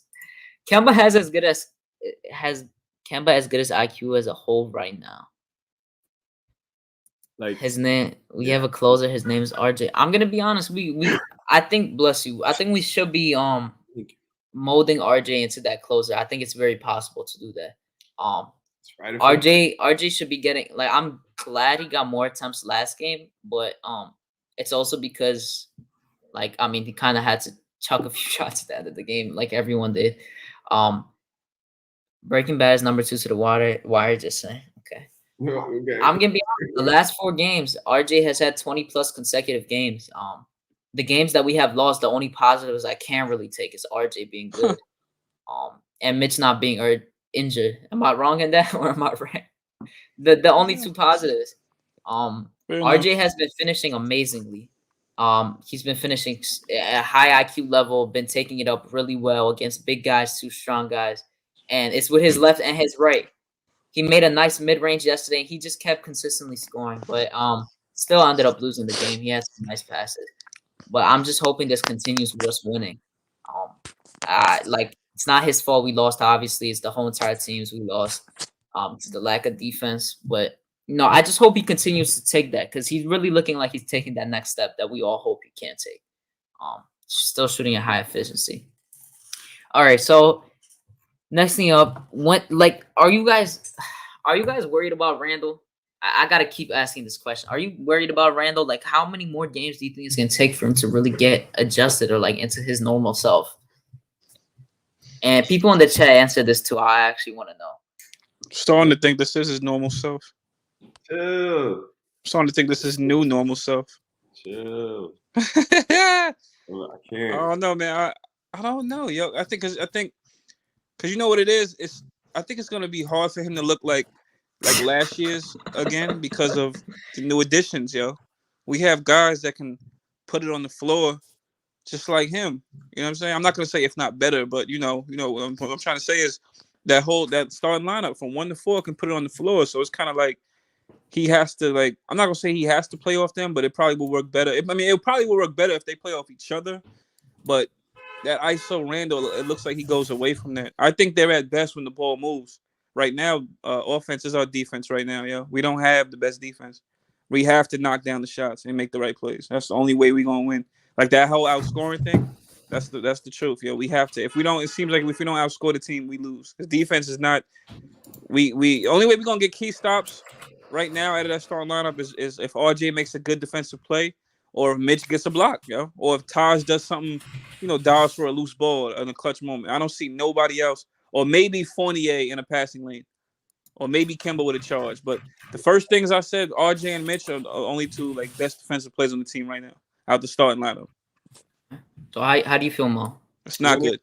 Like when it comes to Randall, man, I go back to the words Derrick Rose said, I think yesterday or the day before. Like how he's in the league, he's dealt with so many situations in terms of being the leader of a team. And he would rather not like have to deal with all those things and take on all of those responsibilities if he had the chance again. And I think Randall needs to look at those words. I think Rose was trying to talk to Randall through the media. Oh yeah, I saw that too earlier. Yeah, that message about him adjusting and Rose kind of having to go through the same exact period. Exactly. And I think Randall is definitely gonna figure it out, because I feel like Derek still believes in him. So I'm giving him more time. This is a new situation. Like, okay, last year was his first year as a star. This year is his first year as a star on a team that has a target on its back.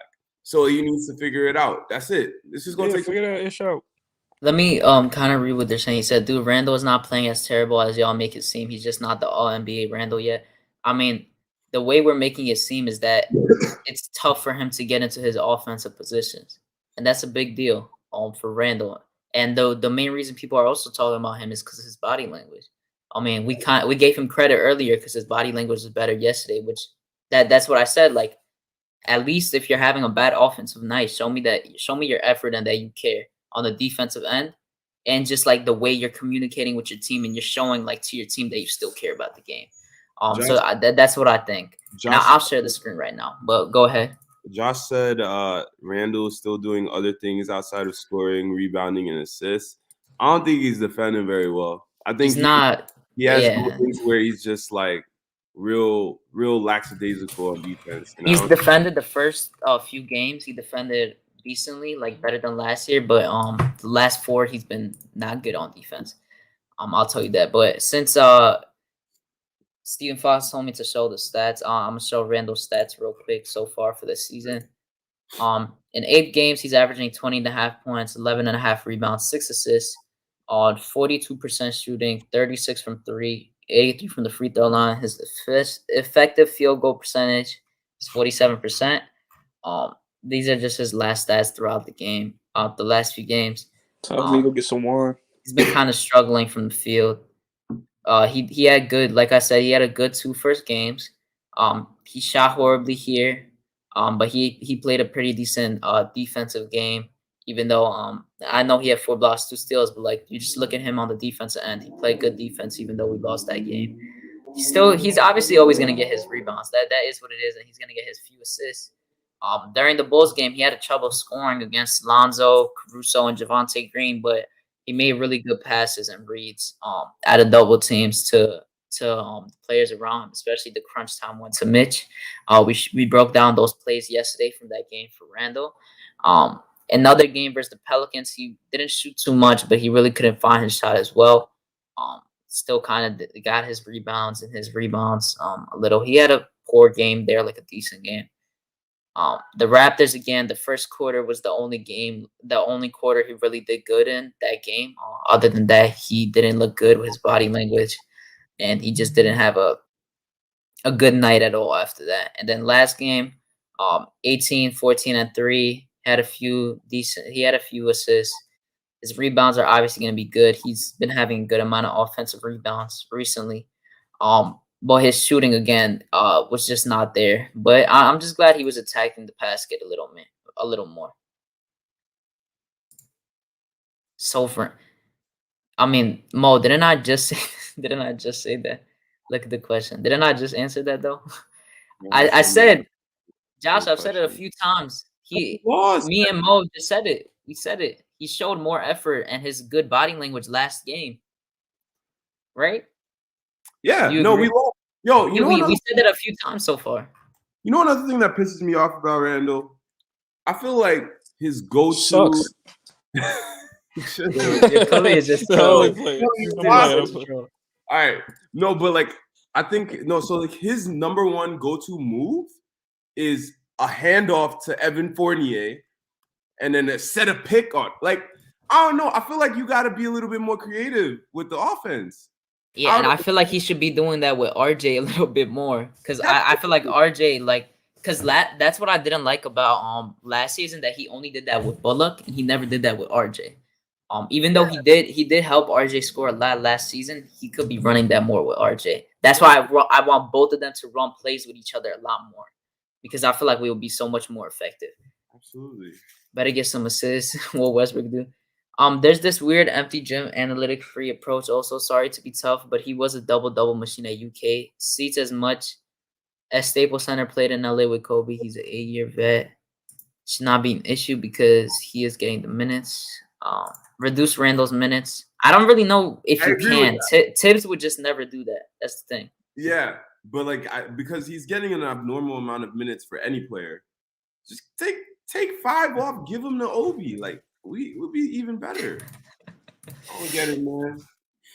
Do you like how much do you think Obi is gonna improve this season? Like what does he need to? Obi has already improved, man. You know that.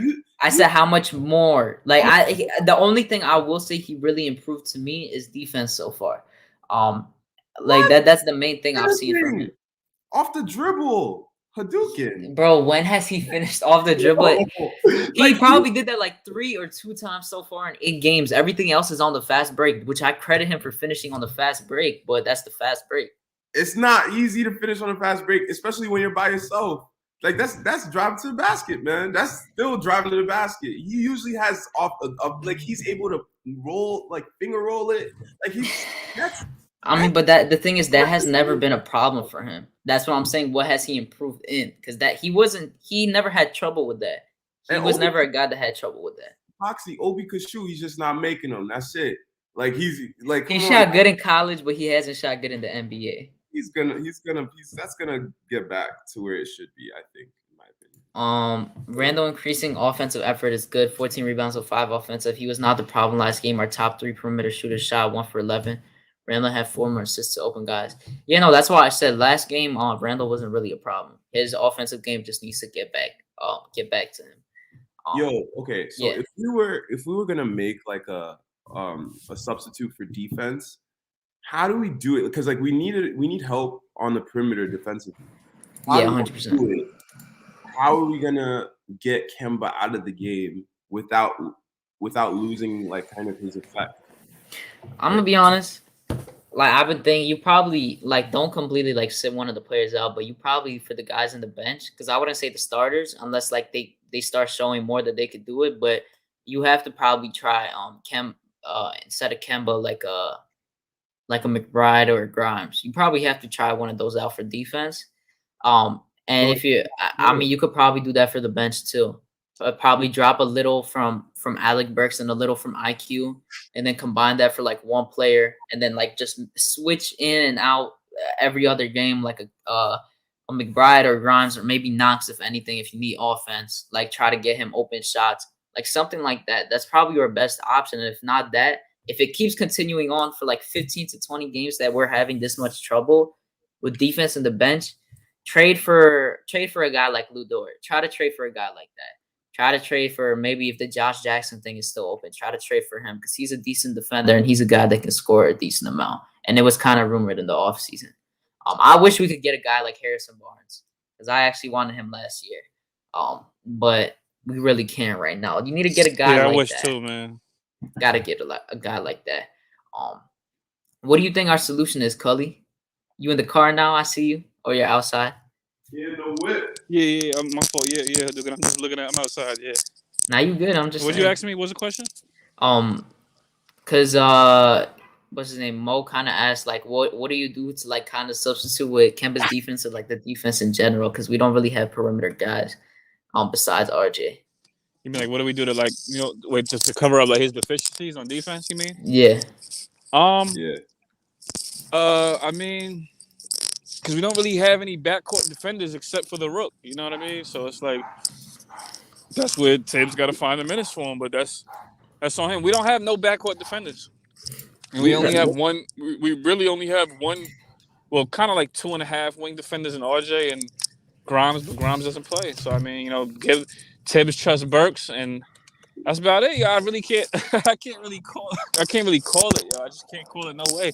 The best backcourt defender we may have. Maybe the Rook. You never seen Kemba be a lockdown. You know what I'm saying? For most of these guys, their offense was their defense. They put up their buckets and they had, teams covered up their deficiencies. You know what I mean? That's what they did for Rose Chicago. That's what they did for Kemba in Charlotte.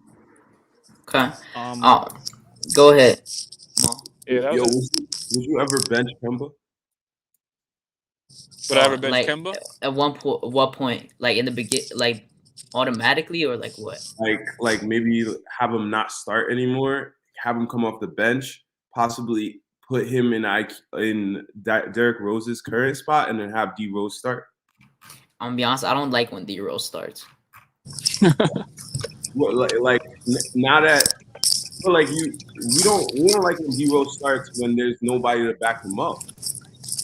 No, not just that. I don't like it because I kind of felt like it's like a constant trend that when D Rose is back into starting and playing with that starting unit, it kind of goes back to the Randall ISOs because D Rose kind of like Defers. yeah, he kind of defers. He lets himself defer and let like Randall do like those. Like you could just look at last season kind of for it. And I noticed that in the preseason too. I noticed the preseason because that's like the main time it happened when Kemba didn't play like that. That's what I saw happening. So I really don't want. I really wouldn't be interested in that happening. Mm-hmm. Okay, I would explore it. Like, yo, I'm from the Bronx. This hurts me to like even think about. Hurts you to think about benching Kemba, your fellow Bronx native. Yes, sir. Your fellow Bronx. But I love the Knicks more than I love Kemba.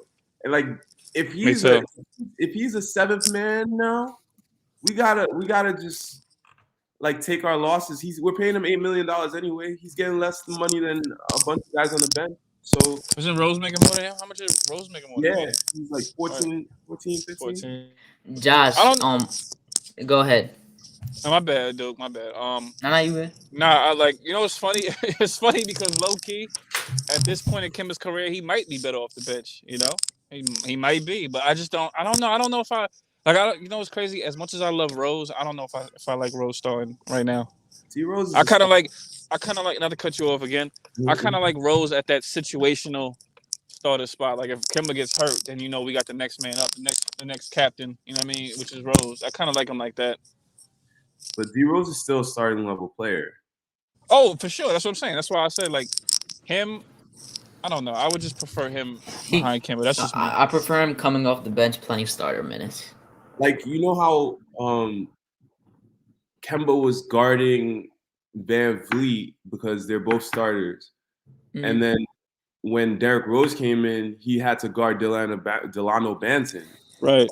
I'd rather have Kemba guard Delano Banton than Van Vliet. And then have D Rose guard Van Vliet.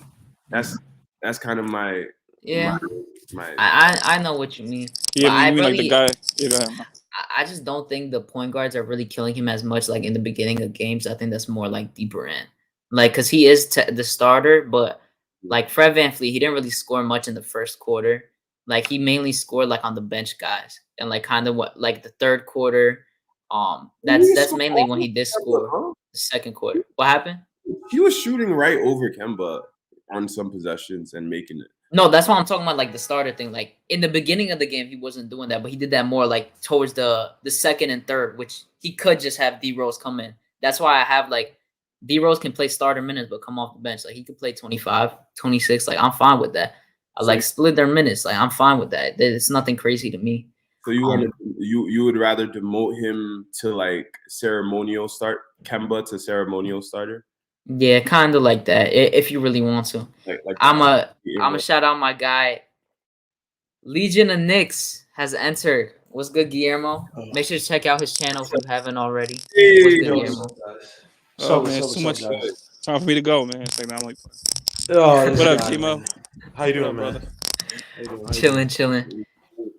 Oh, Josh. Wait, no, I'm sorry. I just need to read this because he had it up. He said, "Look at what some of the top guys in the NBA shoot and get back to me, bro. Lillard, Luka, Trey." I said that before. He's shooting bad, and they're also shooting bad. But that's why when I was saying hold him accountable, all those guys are legit being held accountable, just like Randall should be, and he is. That's why I'm saying that he's not as good as those players, but he is an all-star, and he has to be held accountable like that. What's the argument?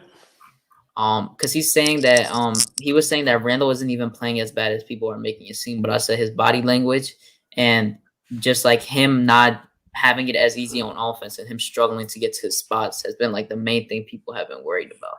And as the good team, we're about to have a good stretch and tough games. They need to figure it out. That's why people are worried. I mean, How we your fix best player typically should get the most blame, right? I mean, it happens, right? Your team goes if we could give the guy the accolades as we should for the All NBA, All Star, and all that stuff, then when the team is doing bad and he's not doing good himself, right? He's averaging 20 points, but he's shooting like 41% from the field, 35% from three. I mean, these are all lows from where he was last season. Then I mean, he should get the blame, and his defense has not been good. His defense has not been good. Now, I would say this: I think part of Randall's never a good defender. Last year, I think was there was some defensive stats that made him look good, but he's not a good individual defender. And I think that when you look at his game, granted, watch the game yesterday. Obviously, Tom Thibodeau's telling these guys to play drop coverage off the pick and roll, except for Nones well. But Randall, you go back. There's one play literally where it was the first Turner three. Look where Randall is on that first Turner three. He's in absolutely no man's land. And here's the thing, and I watched that game again. Mitchell Robinson, for a guy who had a foot injury, I mean, the dude traveled 8 billion miles that game in terms of trying to reset into guys using a screen, and he had absolutely no help from Randall. Randall did not help him whatsoever. So all this stuff about, look, Randall should get blamed, yes, for the offense. I still think he's trying to find his way. But the defense, that's something that if everything else fails, if I don't score, I'm making sure you don't score. And Thank you, Justin. Now there's like a spam bot in the weird. Oh yeah, I see it. It's already out of here. Yeah, that's funny. But not Guillermo. That's a great point because you didn't watch because you didn't know I was live yesterday because I was actually live at 1 p.m. I went live early with Cully and we did like a film breakdown type of thing, right? And I was showing plays from the Spurs game of how Miles Turner was getting left open and Sabonis. And I said we got to force Sabonis to shoot the threes instead of Miles Turner because Miles Turner is like when he's open, he has a guarantee it's like 50% for him to make it because he's a really good open shot type of guy. But Sabonis has been horrible shooting threes. You could let him shoot it. And yesterday, they had no communication. Randall and Mitch had no communication on those switches at all. That's why Mitch was doing I'll say yesterday, he was a little too much going into the paint and trying to help out a little too much. That's why he was late on those threes with Miles Turner. But at the same time, him and Randall had poor communication throughout the whole entire time. And it just made it tough for us. And here's the thing, it was just Randall. Tough. It's so inconsistent because he started the season very aggressive in terms of he was almost over aggressive. Yeah, he was almost like he was helping out way too, and then he'll lose his man, right? And I get that. That's something that's like, all right, bro.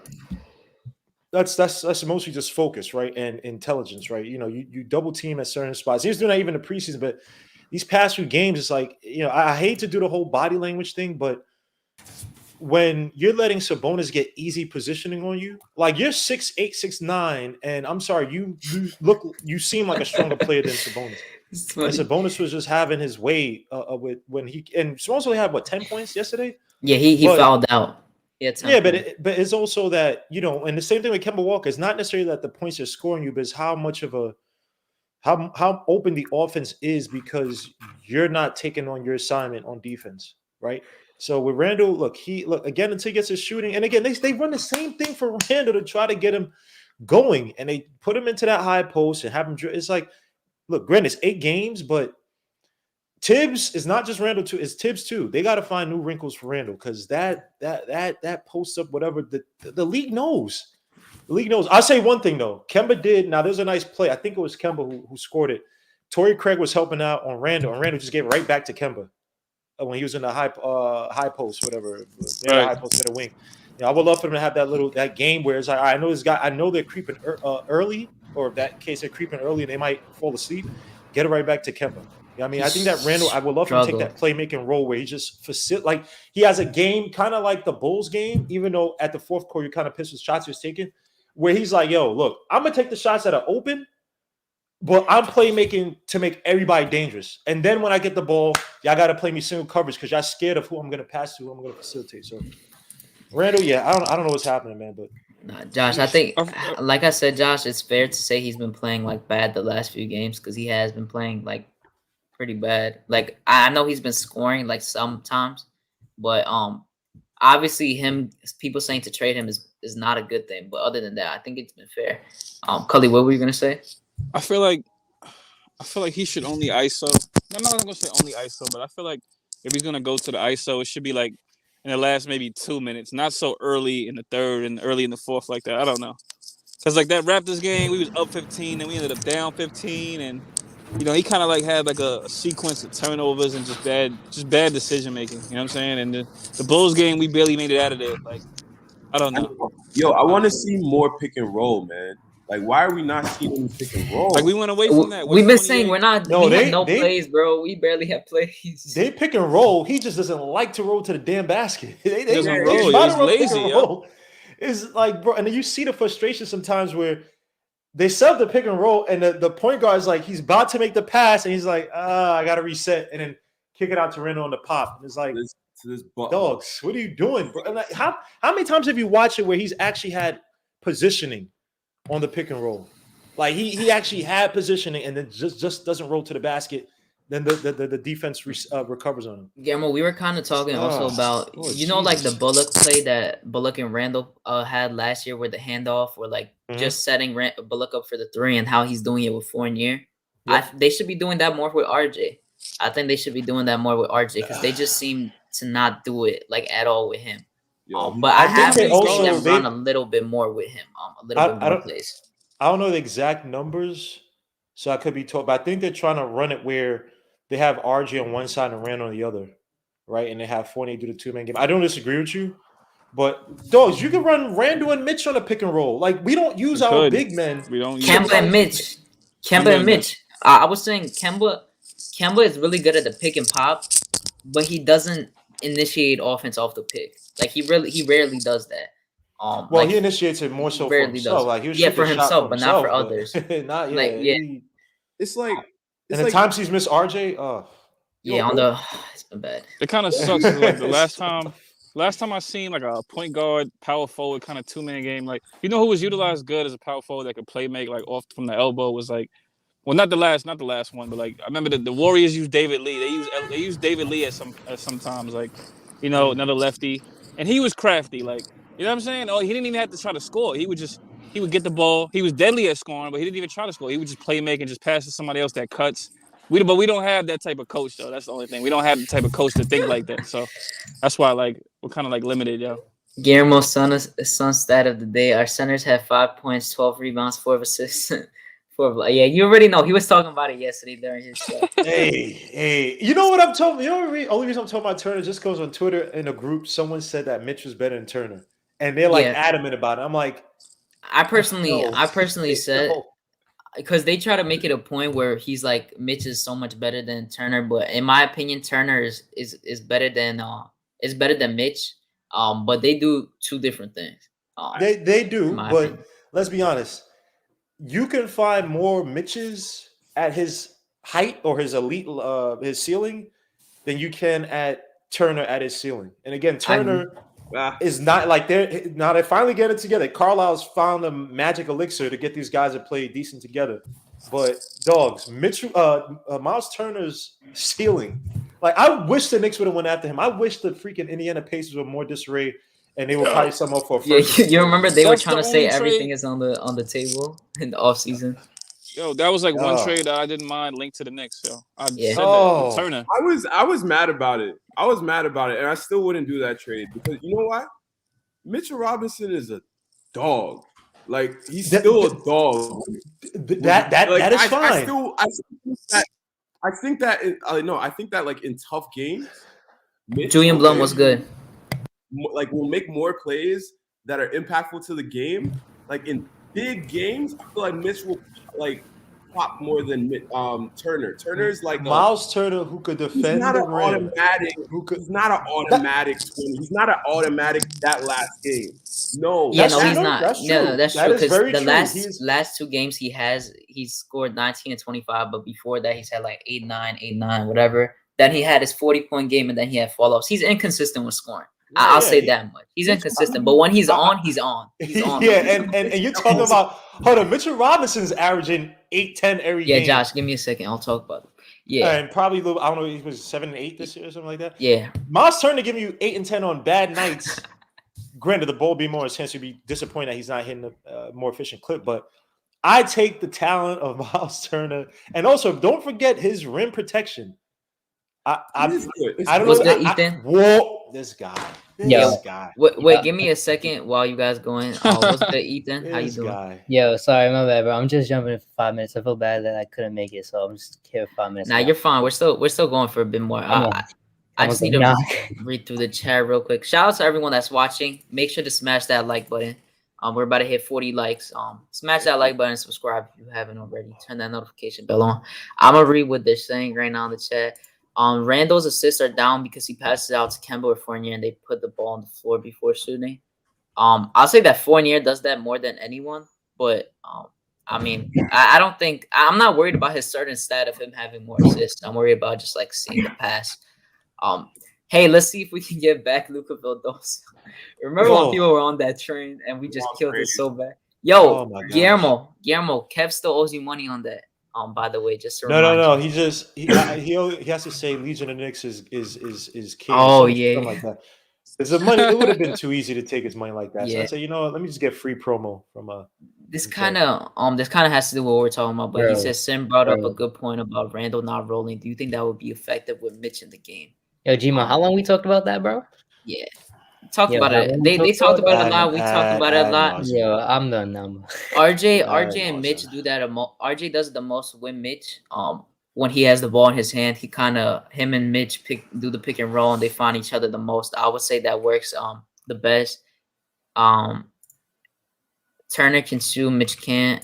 Well, you mentioned Randall as the roll man. That's why I asked that question. How can Randall be an effective roller with Mitch in the game? A Randall-Mitch pick and roll can work, but what about Randall the roller? Randall doesn't like becoming the roller.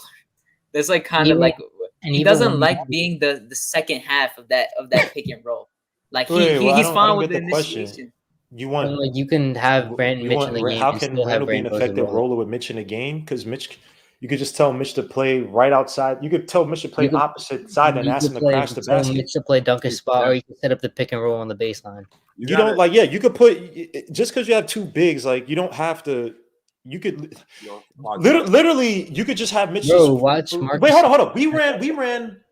Guillermo, your cam froze, by the way. I'm gonna bring you in and out real quick.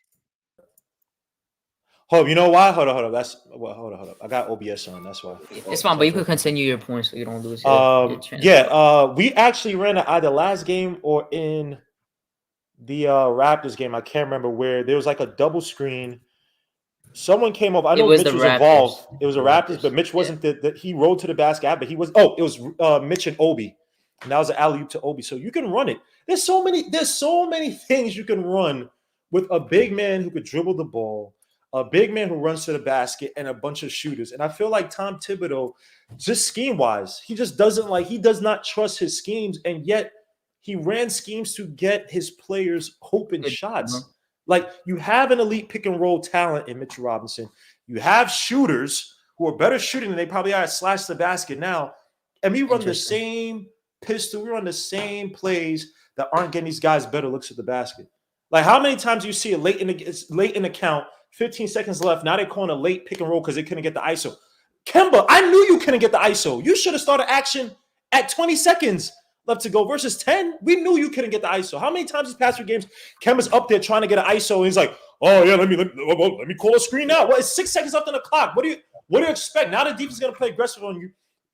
Step up and disrupt your shot. Like, we play such low IQ basketball when we don't have to, man. This is not last season, bro. We can create so much for other players because I feel like the best thing we have been doing is creating open shots, especially on the outside. But we're missing them too at the same time. Like, people aren't passing it to the right guy. We got a limited offensive coach, yo. We're not gonna get nowhere. Nah, I'm not. No. I would not say that for Tibbs, man. I'm not gonna say we're not gonna get nowhere. He's limited offensively. What's good? Who's Mark? Salute. Oh, let me come back in this because my camera. Yeah, come back. I'll put you back in. What's good? Who's Mark? I'll put you in a sec. Wait, Mo, say whatever you have to. I'll be back in a second. I gotta go ahead, Mo. Chop it up, man. Oh, there's so many things. First of all, Gmo said something about Mitchell Robinson and how he's replaceable. I really don't think he's replaceable as people think he is, because that's generational length and athleticism put together, and ability to cover the floor in so many ways. And he's not even like 70% of what he usually is defensively right now. I think he's gonna get even better. So I feel like we need to chill off on that. It's a lot of like offensive options we have, man, and we're not using them the right way. Randall doesn't want to defer. Well, not defer. He doesn't want to change his role, and that's the main problem, because we keep on talking about this pick and roll and how he doesn't want to roll. So what we gotta do? Like, is it a coaching thing? Have we not like talked enough about it did we not spend enough time on offense in training camp? Have we not spent enough time on offense are we just talking about defense? Like, is it, or do we need to like just, I don't know. We need to figure something out. I mean, we're 5-3, but we could have. I don't know. Gmo, what do you say to the point of Mitchell Robinson? I think he's not replaceable as you think he is. I mean, he does have freak athleticism, but let's remember he was a second-round pick, so he wasn't as generational. I think he's developed. He has natural ability. He ain't playing in college. That's why. No, you're right. He didn't play in college, but even then, there are guys who came from high school who are highly touted, who didn't need college. And I'm not saying he's the Kobe's or Kevin Garnett's, but why the hell is my camera messing up? I don't know why my camera's. I apologize for this, but yeah. So when you talked about things you could do, man, look, obviously extreme is to sit him down, but how about this? When he goes into ISO, scream at him, embarrass him in front of the team. When he can, and Tom Thibodeau screams at these players. Less ISO plays for Julius Randle, more him rolling to the basket. Take away that because Tom Thibodeau gives Randle carte blanche to kind of just run the offense, and he's not a high IQ player to be not run the whole offense, but run good swats of it. He's not that type of player to be doing that. So scream at him. Worst comes to worst, if you got to sit him, you teach a lesson to your best players. And it's happened to the best players. Some of the greatest players we've ever seen. Guys who sat down or got reprimanded is not foreign, but like Tom is coddling him. Like in he's like, whenever he talks about Julius, he's like, Julius is great. Julius is amazing. He can't do anything wrong. And maybe that's gotten to his head. Maybe that tone needs to change. Like, I don't know. So how about this? Take the damn ball out of his hands. How about this? When we were trying to come back against the Raptors, how about you don't bring Julius Randle in? How about you run the offense through RJ Barrett? How about that? That might send a message to say, hey, we're trying to expand this offense, and we want you to expand it with us, but you got to fall in line, man. And I'm not sitting here saying that he hates RJ. I don't think that's the case. I think what Julius Randle is like he doesn't know. Like this is his first time being regarded as such a so-called all NBA, top player, whatever. Right? I'm not issuing on him, and the league is caught up because look, let's be honest. The league know who the monsters are. When these guys play AAU ball, they play in college. They know who the monsters are, right? And then there's some guys who kind of rise to the case like, oh, crap, I didn't know he was that nice. And sometimes they get figured out. And Julius Randle's at that crossroads where it's like, yo, they know what my post-up game is. You know what I mean? I only have 1 year to be able to hit these shots now, and everybody knows what my game is, and he has to elevate his game, and he has to do the Jimmy Butler role. Jimmy Butler did it perfectly. Now, Melo never did it, and that's why I think that's what held back Melo. Because I don't want to hear somebody, oh, you're a superstar, that stuff, and you don't. And first of all, your skill ain't that good up to rise the whole level of the team, right? Like certain superstars do, the Steph Curry's do, whatever Giannis is want to say. Yeah, I mean, so that whole Melo thing, that's a whole another kind of bit. Randle got to be like, look, I'm not one of the chosens, so let me take the Jimmy Butler role and play make. Let me make everybody else better and pick my spots. That's what you meant. Yeah, that's what I meant. Yeah, it's just like Randle. He's forcing these shots, and you can just see it on his face every time he misses a mid-range shot. It's just like it drains his life. Like, bro, yeah, he's been getting frustrated. It takes all of them to make the shot. Every time it's a 50-50 call, like every time we drive to the basket and it's a 50-50 call, we're 4-on-5 on defense. Because he's complaining to the Yeah, right. we talked about this so much last season on Guillermo's show. I brought it up so much. Guillermo did, Ethan did, everyone did. It's crazy. I'm gonna say salute to Mark, Ethan too. I'm gonna ask you guys this question too. You guys can answer about the Randall thing and when you think he's gonna get it back together. Just share your opinions. Ethan or Mark, whoever wants to go first, you go ahead. And next person. Oh Lord. About to cook now. Oh Lord. Mark, you there? I just realized I have Mark. I mean, I have Julius as my profile, and we just piling up Julius right now. I mean, it's just it's just the question that we're not really killing him. We're just like, it's like criticism. It's like, it's not.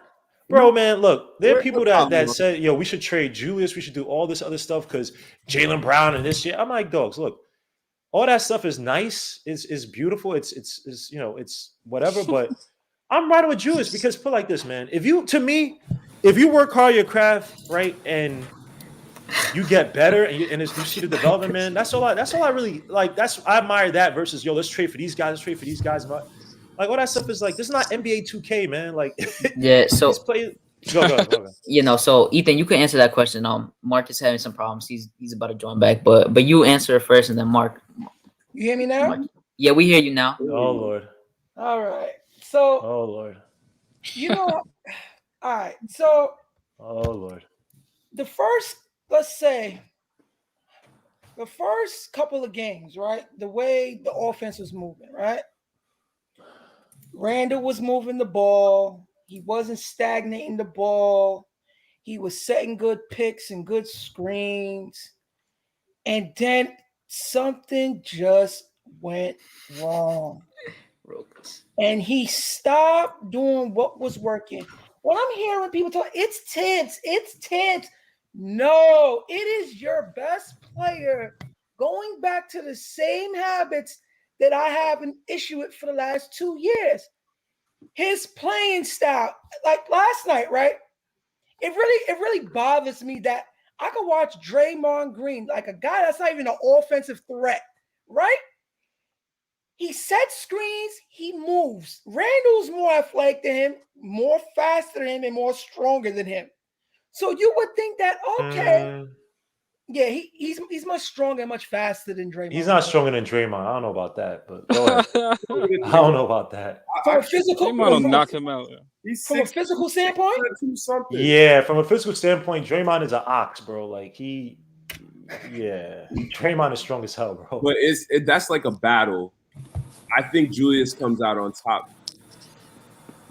I'm starting to think he that strong. I'm gonna be honest, they're both tough. I don't even know. Like Julius and Draymond? You saying Julius coming out on top? Yeah, like in terms of like muscling down low. Yeah, like just nah. He couldn't do it again. He couldn't do it against Lonzo Ball. Lonzo Ball, bro. That's the main thing. I'm saying like fighting for the rebound. Well, let me take that back. Trash. He's more of an offensive player than Draymond Green, right? Yeah. He's Randall's an average passer at best, because he still don't. No, he's above average. I agree. Whoa, no, he's not. Not above average. He's average. No. That man is average. I give him average. Are you kidding me? Average, bro. He's average, Mo. I don't know about all that. He's Stop average, me bro. 6 assists. Listen, Damian Lillard is averaging 6 assists. He's an average passer. No one talks about Damian Lillard like he's a passer. Randall's an average passer at best, bro. Literally.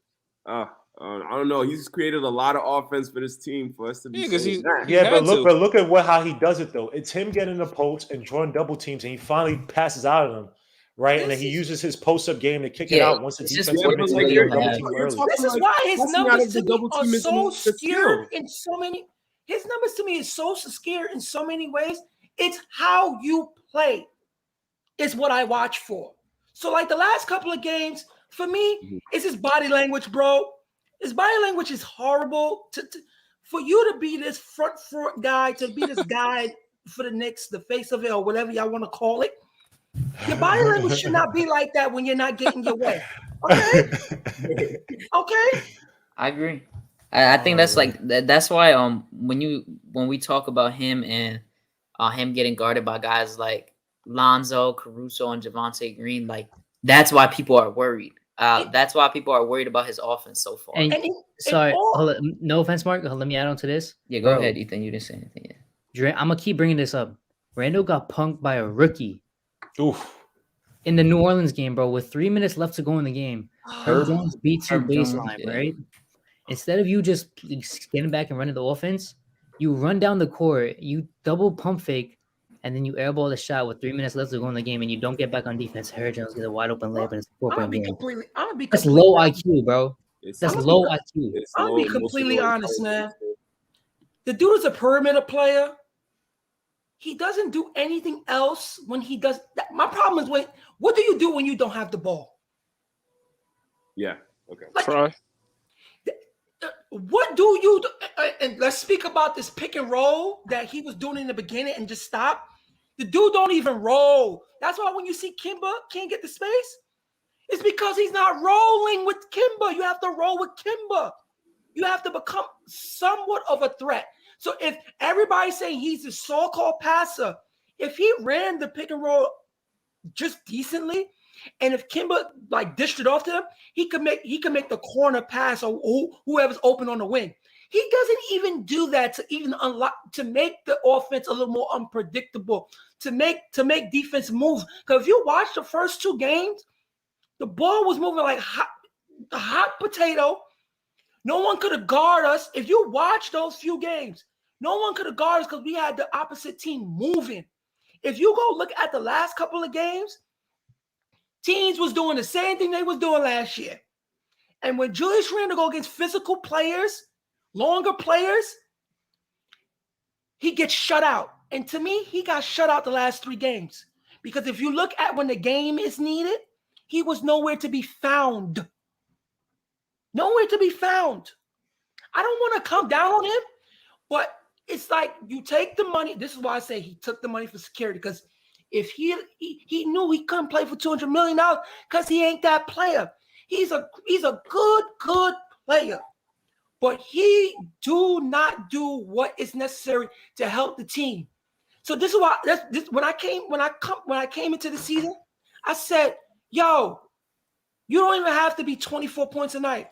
If you play with such of a spirit like Joakim Noah that do things to help your teammates win, I'm fine with that. But if I see you pouting, don't look like you want to be on the floor, you're disinterested. I'm watching him in the paint last night. He's not even grabbing rebounds, bro.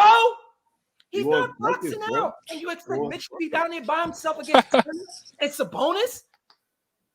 That's a mismatch.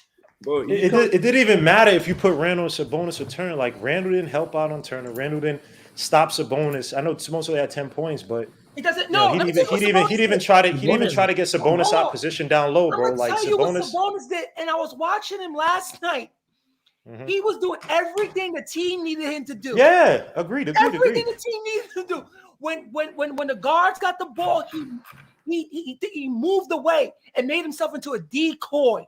Mm-hmm. He made that's why I said many times last night. When people were saying that Randall was better than Sabonis, I said, you and guys don't watch Sabonis, man. A little better than him because I don't watch Sabonis, man. Sabonis is a beast, man. He's a smart player too. Like, he's not the game without scoring. Mm-hmm. That's how good he is. Even when I watch Draymond, bro, he does not score. Hey, hold up, Mark. Can I ask you something about Randall though? Just to get Sim mad. Yeah. Is Randall an elite ISO scorer?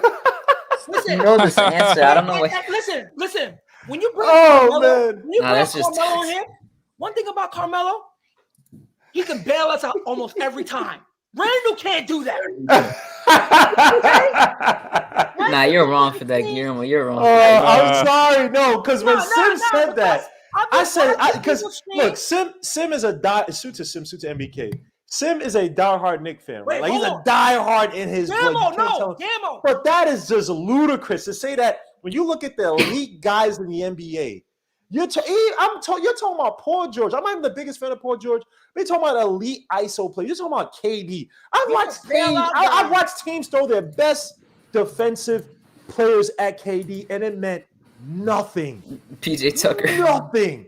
Gamma, for Bro. example, I've seen Patrick Beverly think he had KD in the series because he had one good game where KD shot what? He had like 10 points, something stupid. Couldn't do nothing in Patrick Beverly. He comes back the next night and scores 38. all right. You talking? There are levels. Randall ain't sniffing that level. Not even close. He's not even close to town, So bro. today, Not even close. So today, after I was done with my work, I was doing recaps on the show, just listening. So the first thing I heard, Julius Randle had a good game last night. I said, "Good what? Ooh. Good Who what, said that? bro? Oh, Good let me what? Yeah, Kyrie's also. If Yeah, you he go didn't. watch, Oh, if Kyrie. you go Oh, watch all right. Sim's Let's not talk show, about Kyrie. that was mentioned. He had a good game last night. I said, where? Oh, because Yeah. you see 18 and 14? Mark, I'll tell you this. The thing that I did credit him for yesterday is that, like, because this is all I want from him if he's not having it on the offensive end. Show like effort on defense and body language. I'll say like it compared to sucks. compared to Nah, the his defense before yesterday that, sucked. he had better like effort. I'll say that. He had better body language. And I'm Maybe gonna better make by this- him, but I'm he gonna was make still this point playing. too. You know what it is? I put some of this on Tom Thibodeau too. Yesterday, why do you tell Noza Well to hedge hard on the pick and roll, but you don't tell Wait. Randall to do that? Why did he even put him in the game? Who, Randall? Oh, Noel. Noel? You need the rim protection. No, They were killing us at the pick and roll. We had no bro. Literally, Karis LeVert and your boy Brogdon, they abused us on the pick and roll. We had no answer. It's not just Randall. RJ got burned. Yeah, no, Fournier, RJ got Kemba burned. got but hold burned. up. Yeah, everyone was getting Jimbo, burned. I understand where Mark's coming from a point.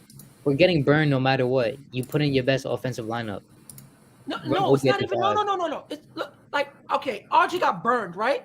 But there's a level of effort. There's a level of effort. As long as I see you try, Dan, you're gonna get caught. I know RJ's gonna get caught on back courts because he's not that He fast of a player. can't. Plus, he can't guard everyone too at the Yeah, same he can't time. guard everyone. And this thing, oh my God, Course, Lord Haduken has Jesus to come and Christ. say it. Lord Jesus Christ. I said this in the beginning of the season. Oh my God. I'm Go ahead. hyperventilating. I'm hyperventilating. Calm Hold down. on. Calm down.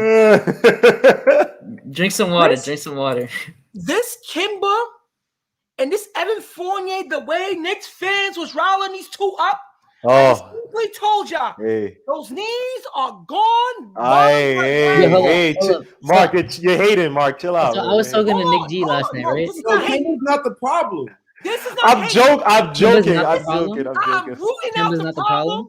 That No, I'm it's not. saying no. Yes, he is, bro. Kemba's not the problem. We've been talking about the problem. It's Julius. What are you Bro. talking You about? want me to help you? Hold. Mo.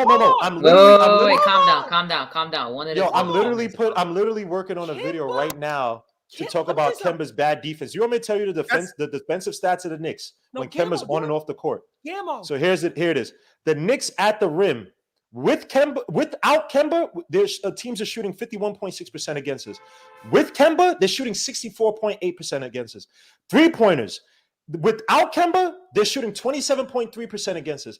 With Kemba, they're shooting 40.1% against us. Effective field goal, 43.1%. Without Kemba, 56.6% with Kemba. And you want to know opponents' offensive ratings? Without Kemba, teams are averaging 103 points per 100 possessions. Gammo. With Kemba, 119.4. Gammo. How many? That's terrible. Kemba Wait. is, bro. There's Gammo, no what resistance by Kemba on the pick and roll What whatsoever. are teams shooting from the three against us? Let me know, because I told you that is the Knicks' Achilles heel. Yo, okay. Letting teams rip threes on us. Yo, They're I'll actually say shooting this. kind of. They haven't been shooting the best against us so far, except the game. I think it's like yesterday. middling, right? We're like middle of the road. No, we're kind of at the top of them Where is it, not 14? making as much. 13. I'll tell you right now because I looked at it yesterday. I gotta look back, but Mo, say what you were saying. Yeah, like no.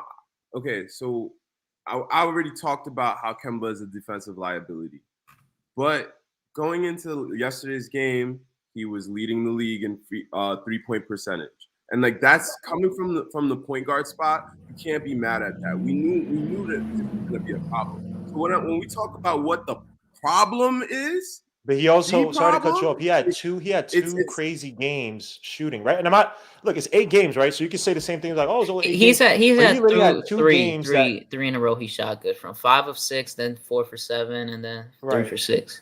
It's not even that, bro. The dude, Kimber, I like him. I like him at this point in his career, bro. It's like if he does not score, he's like kind of useless because he He's don't useless. pass. And Most Mark, he's just to looking answer your point, the Knicks are actually pretty terrible in terms of opponent 3-pointers. We're 27th in 3-pointers given up and 28th in 3-pointers attempted against us. Now, 17% percentage, but the percentage is really nothing to me in this context. Okay, but that's they terrible. be wide open though. Oh no, Yeah, Mark. That's what 3 I'm points saying. allowed is 27. We rank at the bottom regarding allowing and allowing and 3-pointers made against us. We're a terrible 3-point defense. So I'm gonna tell you why. I'm gonna tell you why. Yeah, they're Turner went 17, off last night, 17, too. yeah. I'm gonna tell you why Miles Turner went off. Yeah. Mitch really had to do everything on the floor. He cannot clean up every time the guard gets in front of our guards. You expect Mitch to clean that up every time? That's impossible. That is impossible. Julius gotta help. Julius gotta help cover He some. doesn't. That's the whole thing. That's why he's the problem. That's why he's the main problem. So I'm saying people saying, "Oh, Miles Turner hit Mitch up." No, Mitch had to. Mitch does a lot of cleaning up. He might not be perfect, but that kid has defensive instincts. He cannot. You cannot put that type of pressure on a big man to clean up guards every time and make him a run around the court like he's some miniature guard or something. No, his job is to do what he. And the thing was too, he had to stay back in the paint. That's why Miles Turner was wide open because the guards couldn't stay in front of their guards. If you watch Mitch the whole night, he had to stand back instead of just trying to pressure up or try to hedge a bit. He couldn't do it because by the time the guard blew past him, it was Mitch, over. It's over. So in that case, where's Randall? Where's Randall on there? He should. My thing is, he should be playing free safety at this point. Yep. At this point. Mitch cannot do that all by himself. He cannot do that. That's very unfair. Yeah, especially coming off an injury, playing this I tried not amount to of rip minutes. Randall. I said what I seen the first couple of games. I said, boy, if he plays like that, bro, this team offensively could be very, very good, and we could really, really stay in game. But if he's doing what he did in the last 3 games, he became so ISO. He's not when he's running pick and rolls. He stays on the perimeter. Oh my God, he stays on the perimeter too much. Stop that. It hurts the offense. That's why Kimber couldn't get that. That's why Kimber couldn't go anywhere, and he had to force a shot because the pick and roll is needed for him. Because once he gets the pick and roll, he can get the space to do something. It gives him space, and that makes Randall more of a threat. But because that guy don't register. He is one thing about him when things don't go his way, he starts playing. I don't like that. And I will trade you for a bucket of balls just because you don't want to do what's necessary to help me. I don't care. I'd rather do what Washington did. Trade him for a whole bunch of other role players and continue from there. I need guys that's going to do their job. And if Randall just got paid that type of money, he put that on him. He put that stuff on him because now, like I've been saying, you have better players on your team. And we was complaining about he had to do it all last year. Yeah, he had to do it all last year. But guess what? You don't have to do it all by yourself this year. But what you do need to do is play in a team concept. That's what Tibbs is about. That's why I like team concept, bro. It works because I've seen it numerous times. Derek already talked about this. Derek already said, like, he said if he had the chance to like let other people like take some of those roles that Julius is trying to take right now, he would be he would do that. So he's already trying, like Tibbs is already trying to communicate this to Julius through Derek. Like, so I have some hope. I think that Julius is like more so a team guy, but he's just trying to adjust. He's just trying to figure out who he is, and he's still trying to keep his numbers. It's not even that, bro. He was doing very well the first 3 games. What happened?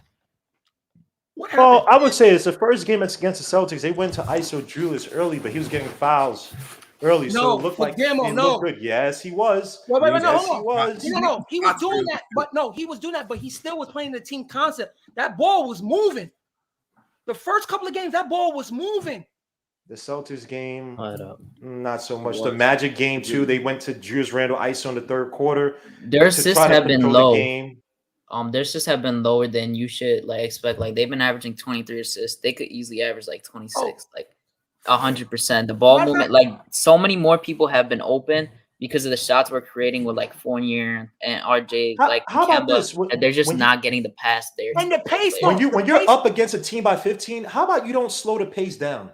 How about you go until they have to like it doesn't. And I'm not saying you have to play at a high pace the whole time. I understand that's not your game tips, but stop with the whole Kemba now controls the ball up top, lazy pass turnover like the Pelicans game, or we force it to Julius Randle because their athletic guards are starting to make a run. And how about this? If their athletic guards start to make a run, pull Kemba out the effing game.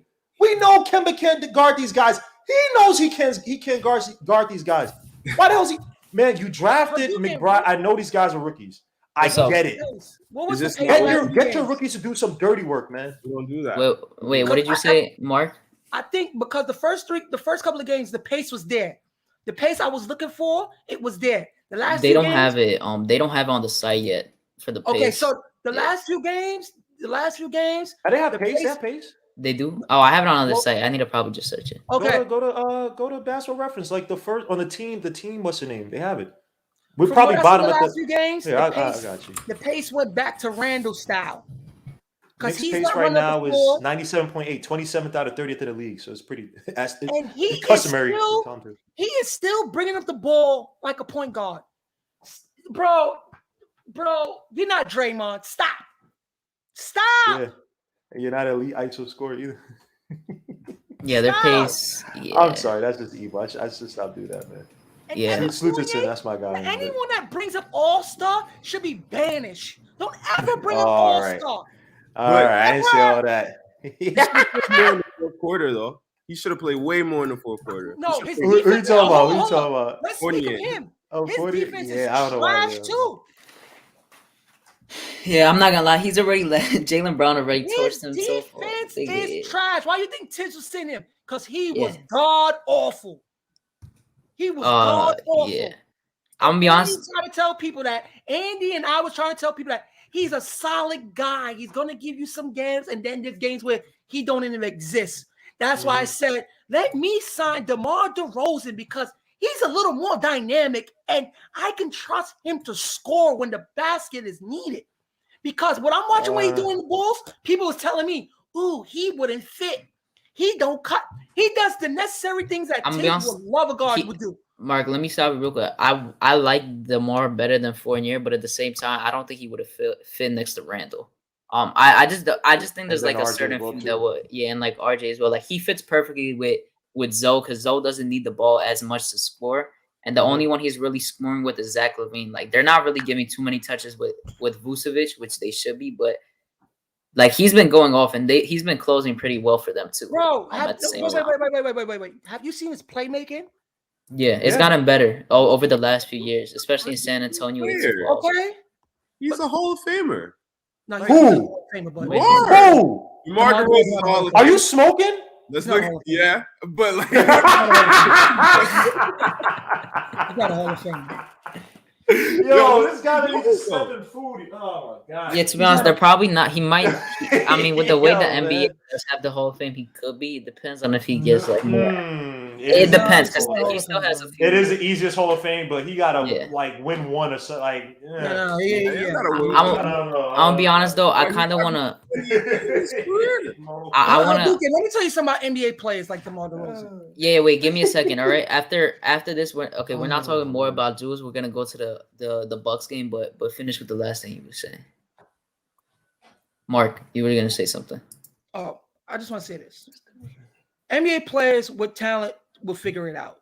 And people did not think that him and Levine, because you would think who's gonna how you gonna share the ball between those two, and they're doing it, and they're doing it efficiently, and they're scoring. They're scoring. Don't tell me DeMar DeRozan wouldn't work. He wouldn't provide the spacing that I feel like Evan Fournier. He's doing it with the Bulls. What are you talking about? Are y'all watching the Bulls? The spacing is there. I'm not watching them really.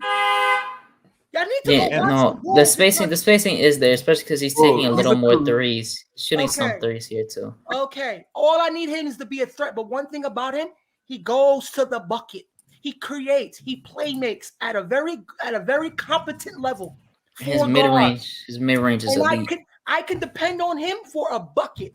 I can't But I depend on think that's Fournier what like RJ's becoming already. So like, okay, no, like okay. taking He's away still in from progress. RJ, he's No, a guy that's it's still in progress. RJ's but this still in is progress. a pivotal year, and we need to give him the space to be able to do that. DeMar wouldn't give. Yeah, him I do think that DeRozan, like D Public said, RJ would take a step back, especially with DeRozan here. How was he Like, taking- How about this with RJ Barrett? When RJ Barrett's effing hot, keep giving him the damn ball. And then we got some. We have look. I got so pissed yesterday. RJ was bringing us back. Not saying it's just by himself, right? Come back in the third quarter, right? He took my You take RJ Barrett. When I've seen Julius Randle white hot, you weren't taking him out the game. You know what I mean? Like, so that's the thing. But like the whole, you giving Julius Randle, and this is what Tom Thibodeau, he loves to give too much power sometimes to his generals. I think he did it with Butler, and Butler's my guy. Don't get me wrong.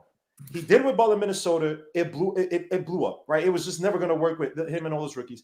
He did it in Chicago because Derrick Rose was hurt. I understand that. But when Derrick Rose came back, there were talks about, who's the leader of this team, that Butler thought Derrick Rose being lazy, blah, blah. He needs to sometimes control the room a little bit. If I have a guy like RJ Barrett doing well, if I have anybody on this effing team doing well, and we're struggling as an offense, I'm feeding you the ball till you get cold. Walt Clyde Frazier says this all the time. You never stop feeding a hot hand. It does not make sense to stop feeding a hot hand. Kemba has to do a better job too, as well as Tibbs, to initiate that, because he's the point guard. But it's also, but here's the thing. Two things, right? And this is why I can't blame Kemba too much, right? Or all the way, right? How many times does Randall just basically call for the ball and basically disrupt it? So you sitting there, he there's 50 seconds of the clock, and Kemba has to be I I agree. gotta throw you in the post. I'm saying it's everyone, like Tibbs, Randall, Kemba. It's just like they don't do a good job of finding him, because they just don't involve him in a play like for multiple times in a row. Bro, that Pelicans game when Kemba had RJ on the break and literally goes over to Fournier, he slows it down. RJ was open, could have taken this guy one-on-one baseline. Slows it up, waits till Fournier gets on the other side and force feeds it to Fournier. It made no sense, bro. I said, what the F is this, man? The only thing I have a problem with Tibbs, right, is this thing you're trying to do it quickly, bro. I'm going to say this, and I'm going to say this very, very fondly, bro. Oh, Lord. I don't hate the dude. He's very frenetic. His shot selection, I do not like. I really don't. For guard, I don't like it. That's you're creating bad habits. He has a bad habit, bro. We ain't that good of a team offensively for him to play like that.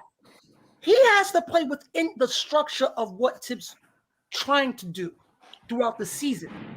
He should not have that type of a leeway. No, you don't have the skill set. And one thing about him, he does not attack the rim. If he does not attack the rim, what are we using him for? Because he don't pass the ball. He is afraid of going to the paint, bro. But Marco, he just hasn't been. Can you say for the past few games, he hasn't been taking as many wild shots? It's just his normal shots. No, he hasn't. But still, he does not get to the paint. The reason why Tiz is playing him, because he has the speed to do it, to create something. But he doesn't do it with when he's trying. When he gets to his spot, but he will get to the spot and then run back out to the perimeter. What are you doing?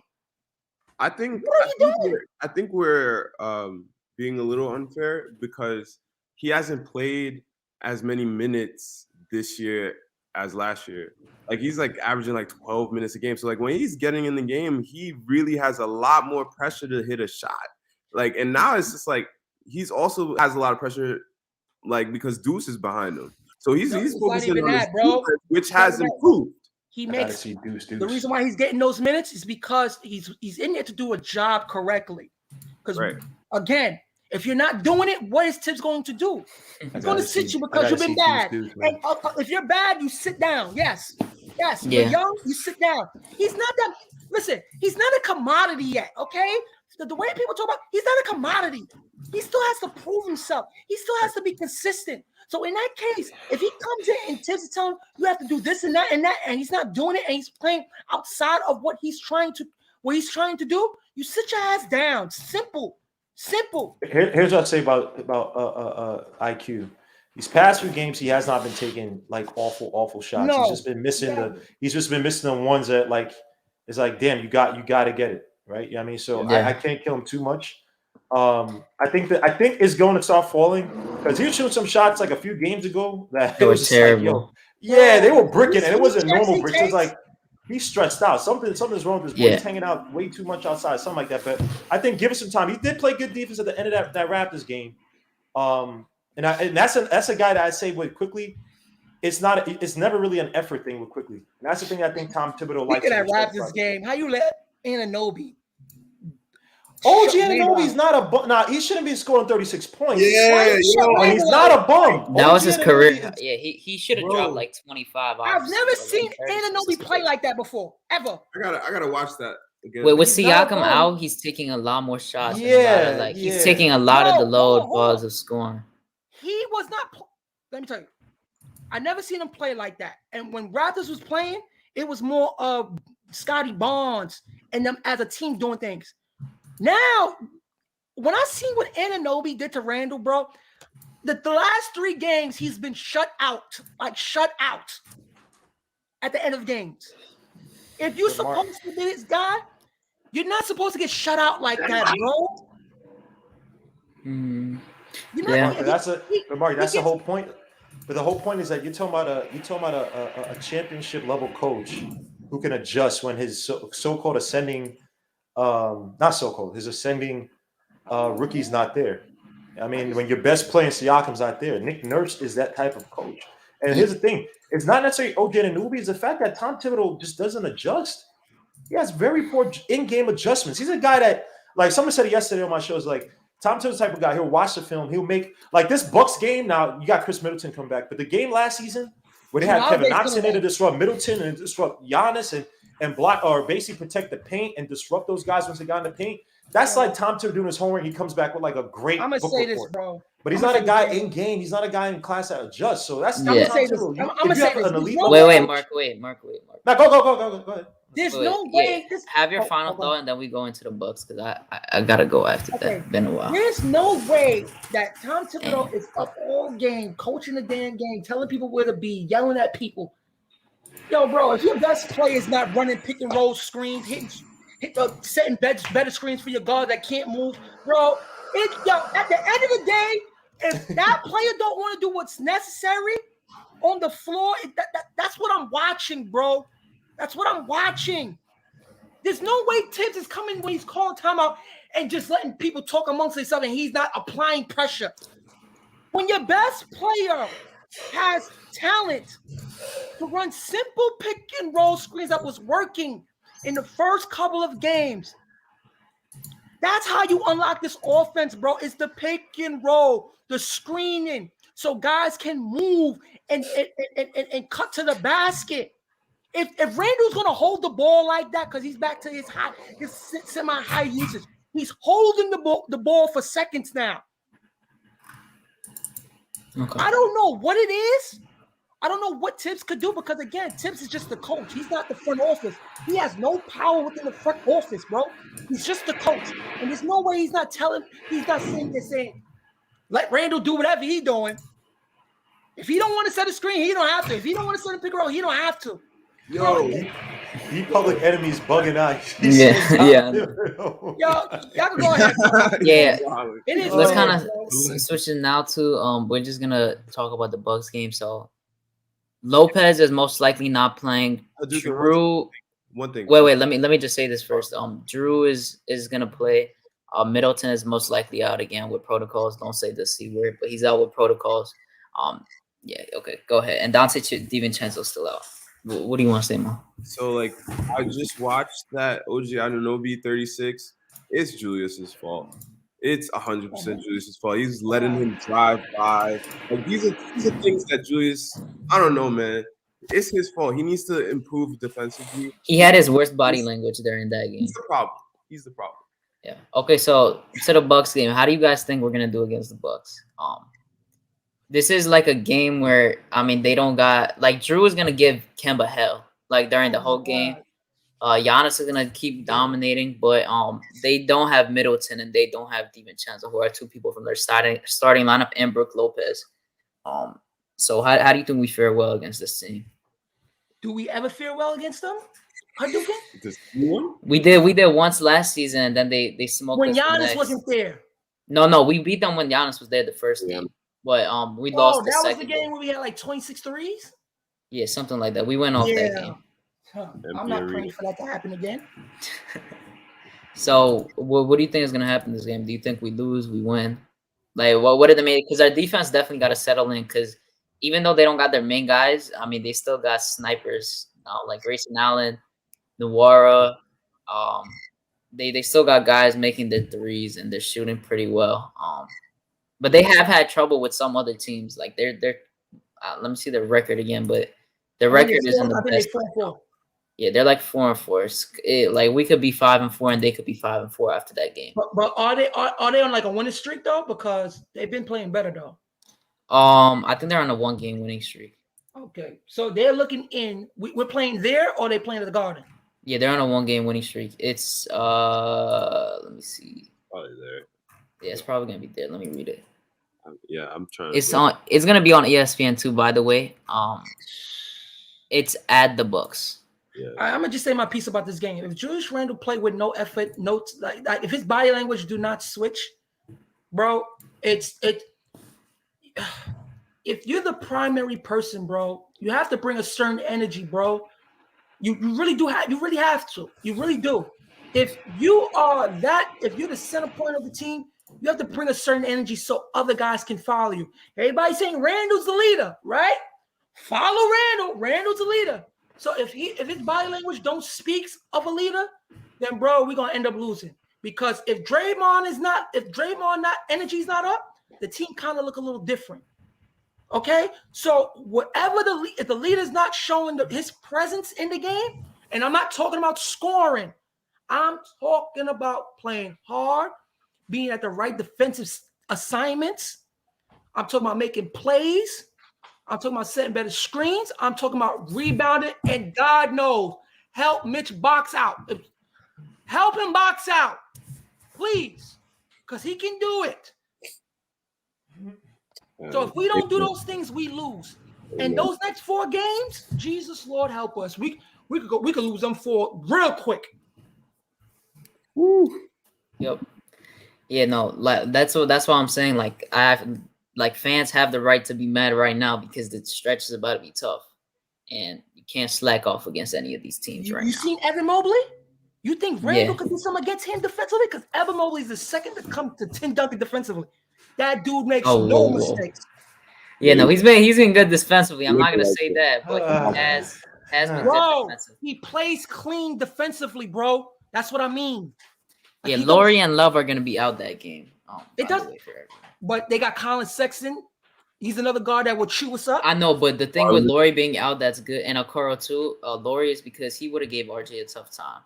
Just because he's like 7 foot. They would have had 3 7-footers in there. Have you seen Jared Allen last night? 24 points. The dude been Jared Allen has been cooking on high. He's been cooking, and this might be controversial. He right now is better than Mitch. Oh no, he's by far better than Mitch, bro. Yeah, no, he is better than Mitch. Right. He's better than Mitch. It's not even. Right. It's not even. He's scoring. And yeah. No, he is, and he shoots the mid range too. At the same time, he gets his post hooks. He got a little hook shot. Rebound. Yeah. But look, how is the Knicks going to get in the paint in front of Allen and Mobley? Those are 2 7-footers. That's why I'm saying another plus in that was not having Laurie playing, because it would have been 3. It would have been 3, even though he plays more on the outside. But they're athletic tough. guards, and I'm not the biggest fan of Sexton, but they're athletic guards. Like I think our guards do bad when they have to work hard on defense. Like the 76ers game was like a perfect game for us because their 2 guards don't attack the basket like that. It's on the outside. Kemba doesn't have to move around. Anytime Kemba has to move laterally and expend any energy, it's over. Like he's just not, even when he has open shots or like good looks, he's not the same because he's running around on defense. So, this game is not going to be pretty for us. I just think that they have way too many shooters. on the team. I know that what's the name is this freaking Naheem Hines. Damn, my bad. I'm watching this Jets game. I was hoping it's Jonathan Taylor for my fantasy. That Sexton, I'm not a fan of him, but he puts pressure. He puts pressure onto the guards. Yeah. And then they got the shooters from the outside. It's like with the whole Giannis thing. Okay, obviously you don't have Chris Middleton in, but what they've done is that they put shooters around Giannis, so you can basically aggressively double team up top. And I mean they did. They started. You saw that. And they were hitting really well last game. If we don't play physical, we get taken out every time. If we don't play physical, because last 3 teams was playing physical. Sabonis, every time Sabonis came down the court, he sealed automatically. If Randall could run up the court, right, and just seal, not even seal to score, but to seal to set an offensive set to get get defense off their rocker, bro, we'd be such a better team. Sabonis is just sealing us. And it's just like, man, listen, man. Yeah, just I know, because I want to end it in like a minute or two. Like your final, like what is your prediction, or if you have a prediction, like your final thoughts about the game for the Bucks tomorrow? We losing. Okay. unless like we give them a barrage of threes, we're gonna lose, and it's gonna be like 110 to 100. Julius Randle is gonna frustrate us. He's not gonna Bro, I was trying to like the dude, man. I was happy the first few games, man. But the lack of effort and him not wanting to, when things are not going his way, he gets salty and pout. What the hell? I didn't pay you $100 million to do that. So what do you think? To be honest, is gonna put him in jail. Okay. Mark, what do you think? Listen, man. If we don't play with physicality and like again, it's all about effort and executing the offense, bro. Because we get open shots. This offense is efficient, bro. We get open shots. There's no doubt about it. But it's the rhythm. If y'all look, the rhythm is just not there. The rhythm is not there. That's what I've been seeing the last game. The rhythm was not there. Obi again with this 10 minutes thing. And the thing I can't stand with Tibbs, and this is what I like about Steve Kerr. Steve Kerr plays everybody. And this is what I said in the beginning of the season. Try to play everybody so they can feel comfortable. So if this set of group don't have it going, damn, one night Kevin Knox come hit 2 or 3 threes or someone else. Like, come on. We can't just rely on this little rotation that's consistently doing the same thing that teams is going to pin on. No, you have to allow everyone to feel like they're part of the team, bro. I don't care if they miss a defensive lap. They have to learn from it, bro. I'm watching Golden State last night, and he's just plucking all 12 guys out of the bench, and they all producing. That's when they feel comfortable. That's when you get more. That's when your team become better. We become more fluent. If you're playing the same roster, I'm tired of depending on D Rose. I'm tired of depending on. We should not be dependent on him like that. Okay. Guillermo, what do you think? I think this is gonna be a loss. If they play Drew Holiday, he's a Brogdon type in terms of his IQ on the floor. He can hit from outside. He was stupid efficient last year. Shot 50% from the field, which is just dumb. Yeah, he's been a little inefficient so far. Yeah, well, actually, no. Whatever. I don't know. He's the type of guy. He's the type of guy that he could find it against a team like the Knicks. So I don't have us winning this game. I don't have us winning the Cavs game either. So this is going to be a tough stretch, man. We're going to be at 5-5 probably soon enough. And I'm hoping. Look, if guys start hitting the shots, we shot 22% whatever from outside last game, man. That's just uncharacteristic for this team. But I just think that they present too many problems for us, and they have the shooters to not depend on Giannis. So it's going to be tough. Yeah. I personally think this is. Like, I don't really have a specific prediction. I'm gonna be honest, because I think this is our game to win with the injuries they have, but it's also ours to lose. But so Drew I really don't know. Yeah, he is, but yeah, I appreciate you guys for being on. Ethan was on earlier too, Cully. Shout out to everyone that was on. I'm sorry I had to come on and just release this. Nah, you're fine. You're fine. Everyone has different shit. And CP the artist too earlier. Shout out to them. Screw CP the artist. Screw him. I just wish people was honest in what they're seeing on the floor, bro. I'm just watching people not trying hard because We went from number 1 to seventh in standings. The East is really good. There's not one like that first 9 teams. They're all competitive as hell. The Knicks aren't that good to be saying we're gonna go in and get a dub. Look at Orlando. They're winning games. It's Yo, tough. yo, Mark, Hadouken has to go, bro. Yeah, let me end it. But nah, you good. I appreciate you for being on. Shout out to everyone that's been watching in the chat. Shout out to everyone that's gonna watch on replay. Make sure to smash that like button, subscribe, and turn that notification bell on. I'm gonna see you guys on Saturday.